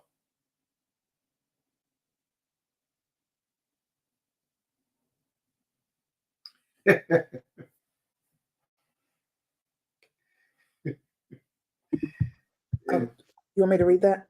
Yeah. Abraham says, I listened for an hour and I learned to be humble. That part with Moshe and Jethro, that was real, bro. May the Most High be praised. All right, sis said her question was answered. May the Most High be praised.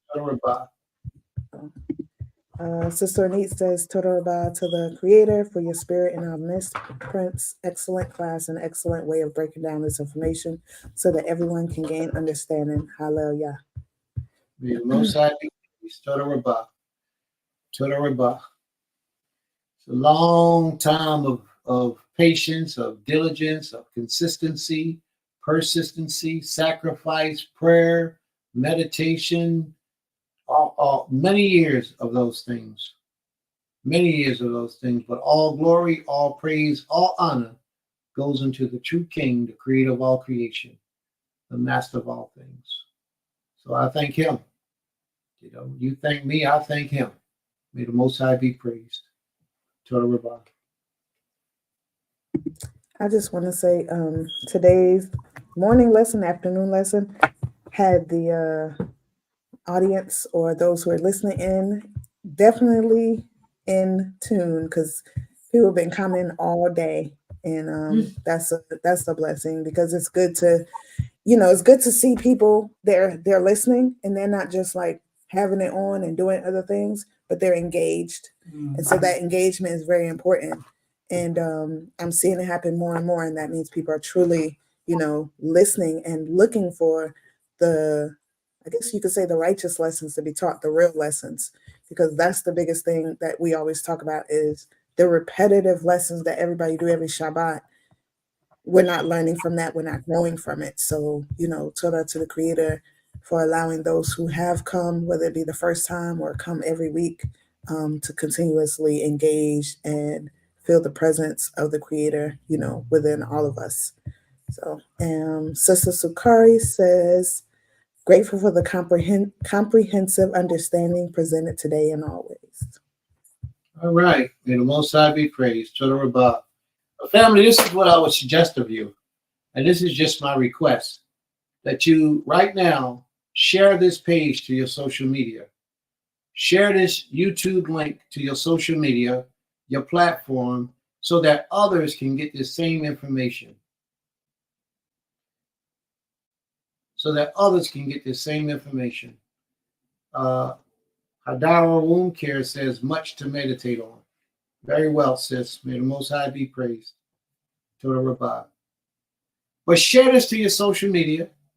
Share it to your Instagram, your Messenger, your Facebook page, your TikTok, whatever you got. Share it.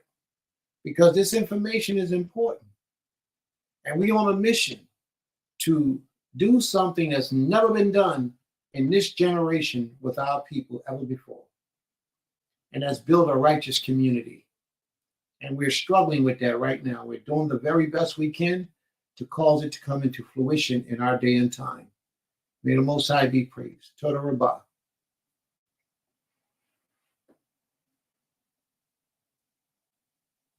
Shabbat Shalom.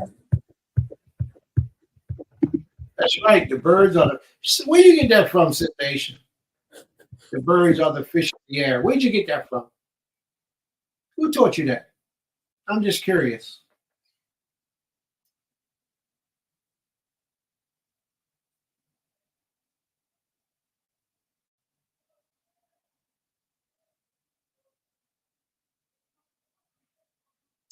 Sister Aisha, where'd you get that from?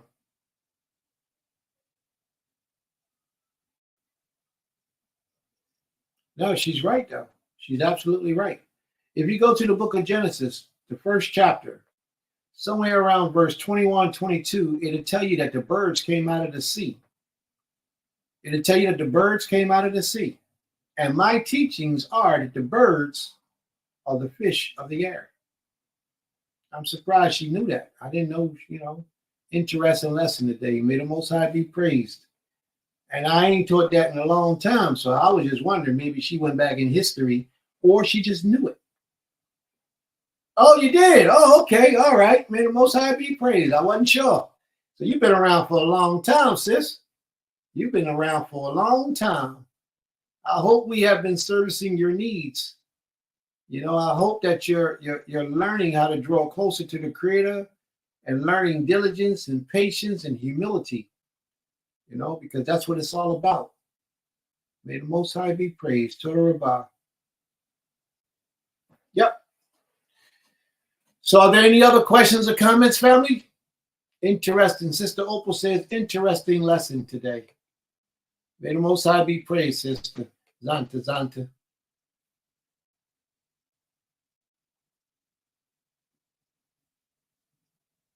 Yeah, great lesson.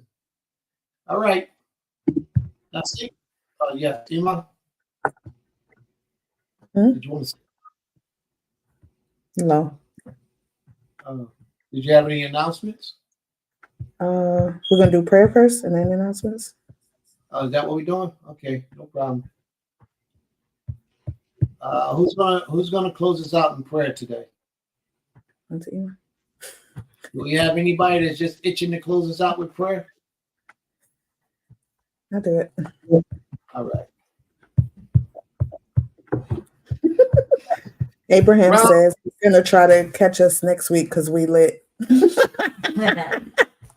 Well, we have two classes, Brown. 11 o'clock in the morning and then 4 o'clock in the afternoon.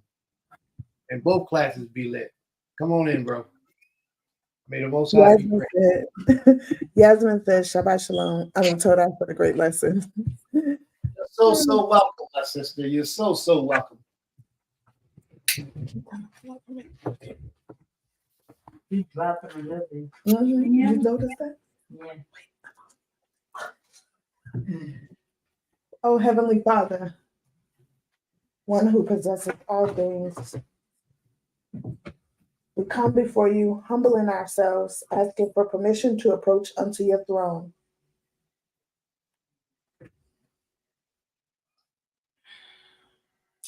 Toda Rabbah, O Creator, Toda Rabbah for giving us this opportunity to come before you, to give you your praises of thanks, glory, honor, and respect. We thank you, Creator, for allowing us to have a beautiful Shabbat day, to allowing us to have the Morim, the Nasakim come before your people and teach us, O Most High. We thank you for the jewels that were dropped today. We thank you for those things that we learned to be able to put into our daily activities, O Creator. Most High, we ask that you please continue to have mercy upon us. Please continue to correct us, O Creator, when we do wrong, when we go to the right or the left, O Most High, when we're not on our straight and narrow, O Most High. We ask, O Most High, that you please forgive us for our sins and iniquities, those known and unknown, O Creator. And not just forgive us, O Most High, but show us the way to correct it so that we do not repeat them, O Creator. O Most High, we ask that you be with Yeshua on the four corners of the earth. Please be with those who are in the prison houses unjustly, O Creator. Please be with the sick, the unsheltered, the fatherless, and the widow. And if it be your will, O Most High, please heal those that are sick, free the innocent, and cover those who are in need. Most High, we ask that you be with our elders that are in the midst of us, O Most High. Allow them to be with us, O Creator, in the times that we need them. Allow us to sit at their feet and gain from what they have to share with us, O Most High. Allow us to honor them and to give them the glory for what they deserve, O Most High, in their time. Most High, we ask that you be with all of our children, O Most High. Those who are still living with us in our homes and those who are now in the stages of adulthood, O Most High. Watch over them. Keep them, O Creator, as they navigate through this world, this crazy world, O Creator. Please, O Most High, when they cry out to you, hear them if it be your will. Most High, we ask that you be with all the mothers who have babies in their womb at this time, O Most High. So many are due in the next week, O Creator. Allow each and every one of them, if it be your will, to have a blessed labor, a blessed birthing experience, O Creator. Allow those babies to come out strong, O Creator. Most High, I ask that you be with the families of those, O Most High, that with new additions coming, strengthen the family unit, O Creator. Unite us, O Most High. Unite our communities, O Creator. Be with our community, Beulah, O Most High, that even though we are all in different places right now, physically, that we're still united together in our hearts and our minds and our thoughts, O Creator. Protect those gates, O Creator, of those that are still there. Keep our animals safe, O Most High. We thank you, Creator, for this opportunity. We thank you for all the family that came on to the platform today, those that some of us met for the first time today, and those who have come back over and over. May you continue to build us, O Most High, in this family. Build this community, O Creator, in the ways that you have, in the ways that you continue to be. And may we be deserving, O Most High, of all that you have blessed us with. We thank you once again, Creator, for all things and everything. And we all say, Toda Rabbah, Abi, Abi, Toda Rabbah, Selah. You got to talk to this. Okay. All right. May the Most High be praised. Iman, you got the floor now. You want to make some announcements? Cain, the holy day for us is coming up, May 19th.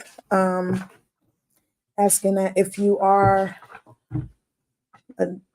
deciding to come, to please reach out to Maish, reach out to Prince Kazardar or Nasik Shema, or myself or Nasika Amuna, to let us know if you'll be coming. It is May 19th for Shavuot. And then also our 3rd annual awards day and field day for our children is May 23rd for our school, Goshen Hebrew Academy at Temple Kefarym. So if you have any questions about that, you can, hit me up or our principal, or Zakaria. And, just thankful for everybody being here. And welcome. And preferably we'll see you all next Shabbat. Shabbat Shalom.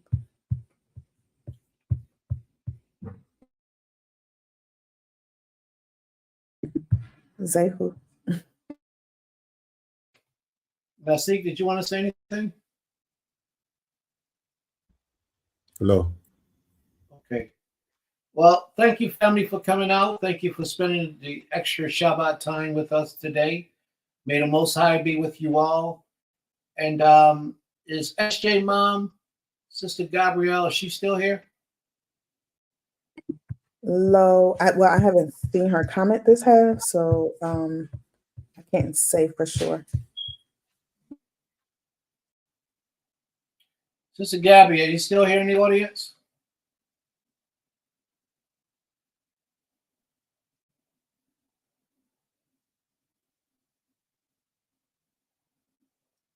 Okay, she's probably not here. I wanted to say a prayer for her today. If she's not here, then we can't do it until she gives us permission to do so. Maybe next day. Maybe next time. Okay. All right, family. We're going to close out. May the Most High be with you all until next Shabbat at 11 o'clock. Creator willing, we'll see you all then. Shabbat Shalom Lakim. Shabbat Shalom Lakah. Let's go, Lord.